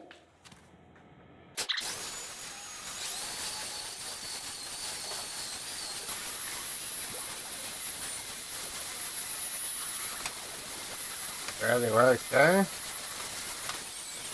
What is this, get a new fucking hood? Holy crap, dude. Woo! I got powder all over me. That's it? I'm definitely glad I wore this darn face thing. God dang it. I mean, I guess it's working all right, right? No, it's now, not. I know somebody's going to be like, dude, that's horrible. You're doing a horrible job. But it's a 91 Festiva, all right?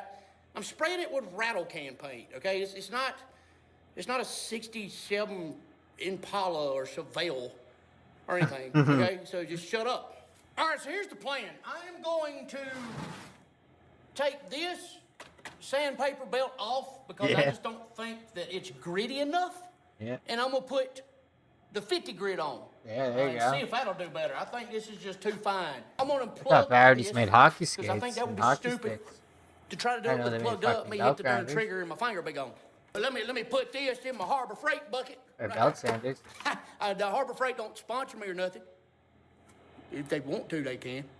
I mean, I did buy this Bayer belt sander from them, and I do have that special membership. Every time I go in there, I can get me a free bucket. So I think that's pretty cool. Anyway, that's sick, let's see dude. if I can do this. That's a sick fucking thing. Every time you go in there, you get a free bucket. Man, that's sick. You never know what you can use a bucket for. That's There's easy. storage, That was nice. fucking throwing it at somebody, cool. fucking filling it with shit, Oh, dude. filling it with water.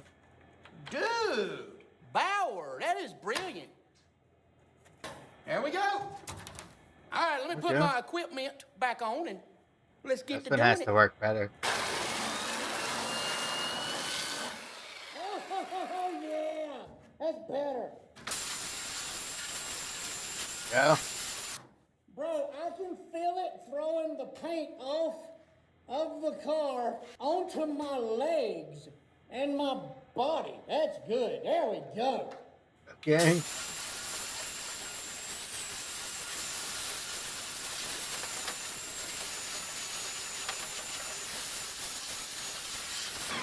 Dude. Oh, yes. Yo, look at that, dude. Yeah. Yeah, change your paper. Okay, now I just got both sides and the back left and the top, and I'll be done. Now it's time to do the side. Let's see how it works on this. Now, as y'all can see, the paint thinner did get a good bit of the paint off of the side, but I still got a lot to go. So let's see if the old belt sander Got a lot can to get go, her dude. done for me. Get her done, bud.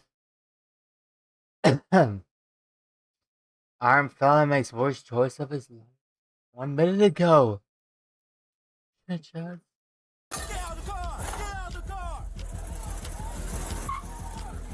An Oklahoma City police officer attempted to give a warning for an improper license plate light, but had no idea that the suspect would later have backup of his own. Hey, Mr. Johnson, you said you're armed, correct? Yes. With a handgun? Yes. Okay, are you a convicted felon? I had one pending, but I was just asking because if you're a convicted felon, you can't have a gun, obviously, okay? Are you like CLEAT certified, or is it just they like hire you? And they just hire me. Okay. Okay, give me 1 second, okay? He's compliant. He says he does like armed security work, and he did confirm he has a handgun on him, but he's a convicted felon, so let's wait for a couple more to pull him out. High school has that, like a dispensary or something? High Society, Dollar General, and the liquor store? Holy shit, dude. You got the whole fucking shebang there, dude. You can fucking buy weed here. You go to the fucking dollar store and buy fucking munchies and anything else you fucking need. Then you can go fucking to the left of that, and you got the fucking liquor store. You're set, dude. You just have to walk. Just from here to here, here. Or you can walk the other way from here, here. What a fucking dope plaza. And there's tons of parking. What a cool plaza. America just has so much genius fucking craftsmanship. We're just gonna have a step out, okay? Okay. On you, all right? I mean, I can. It's a massive park. You don't need that big of a fucking parking lot. There I see other shit behind the liquor store, dude. Step out, okay? You're also a revoked driver, okay? So go ahead and step out. Revoked driver for what? Hey, step out of the car. Open the car. Why am I? Hey, step out. Just listen, okay? Step out of the car. I'm not gonna ask you again. Or just open the door, okay? I mean...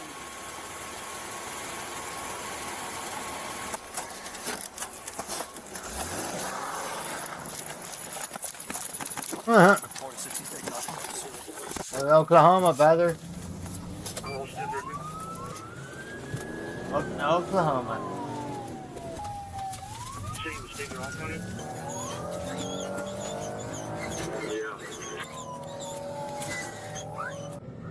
That dog wants to eat somebody. Let me tell you that. Speed is 40 miles an hour. Going into Valero. Heavy going southbound on 10.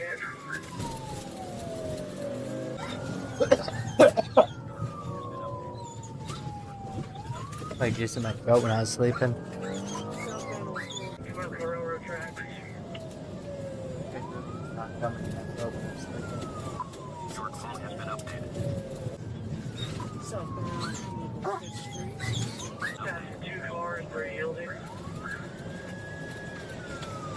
He's able to curve pretty hard going that gas station, so I don't know how long he's going to last. Went through Maine. They were blocking the intersection. Your call has been updated. Still no traffic. Units are blocking the intersection.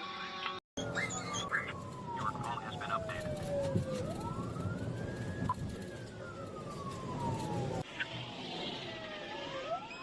The call has been updated. Southbound. No traffic. What the fuck, dog, dude? I am not gonna go Holy code 3. I'm gonna shit. try to get up here and block some intersections. This guy's an armed felon. Your call has been updated. To the managing supervisor, will you authorize a third of this since he's an armed felon? Your call has been updated. The call has been updated. But no more than 3, please. Speed's 40 miles an hour. 1 car yielding. Woohoo! Right in the fucking dog, dude. Traffic speed's about 40. Just crossed Indiana. He's shooting at us. He's shooting? Your call has been updated. He's still shooting. Yeah, he's shooting out at us. Northbound McKinley. 1 car. speed's about 30 miles an hour, coming up on the railroad tracks. Alright, yeah, looks like he's gonna try to bail here in just a second, but continuing northbound, still firing shots. 2 more shots fired. Run down the train tracks. Drive down the train tracks, Jim. Be going westbound on, looks like 20th, 20th Street. Your call has been updated. Can we authorize a couple more units on this? He's shooting at Your us. call has been updated. Yeah, a couple more, but yes. Northbound Blackwater, he'll be going back eastbound 19th Street. 95, show me this. Alright, coming back to McKinley, we will Your call has been be updated. going southbound McKinley. Your call has been updated. Your call has been updated. Your call has been updated. Your call has been updated. Your call has been updated. Hey, you lock on Air 1. Your call has been updated. I want to know. Your call has been updated. Alright, westbound 22nd Street. Westbound 22nd, no traffic, speed's about 20 miles an hour. Your call has been updated. Hey, you just tossed something out right there in the field. Your call has been updated. Your call has been updated. Car's really smoking. Yeah, he's not getting up over 30 Your call has now. been updated. Your call has been updated. Your call has been updated. Southbound. Give me a second, I'll give you the street. Blackwelder. Southbound Blackwelder. Your call has been updated. K2's getting ready to drop. Eastbound. Been updated. Your call has been updated. What'd you say, Dan? Can't take I'm shit. picking up what he threw out. Oh, Northbound McKinley. 11 years and still. Take a nappy pill. I gotta work tomorrow. Take a nappy pill and play some RUNESCAPE tonight. Cause it's been 11 cold dark motherfucking years. These motherfuckers hate me like broken chandeliers. Grind non-stop like a New York cop. These motherfuckers don't want to see me at the top. They just want to see me drop.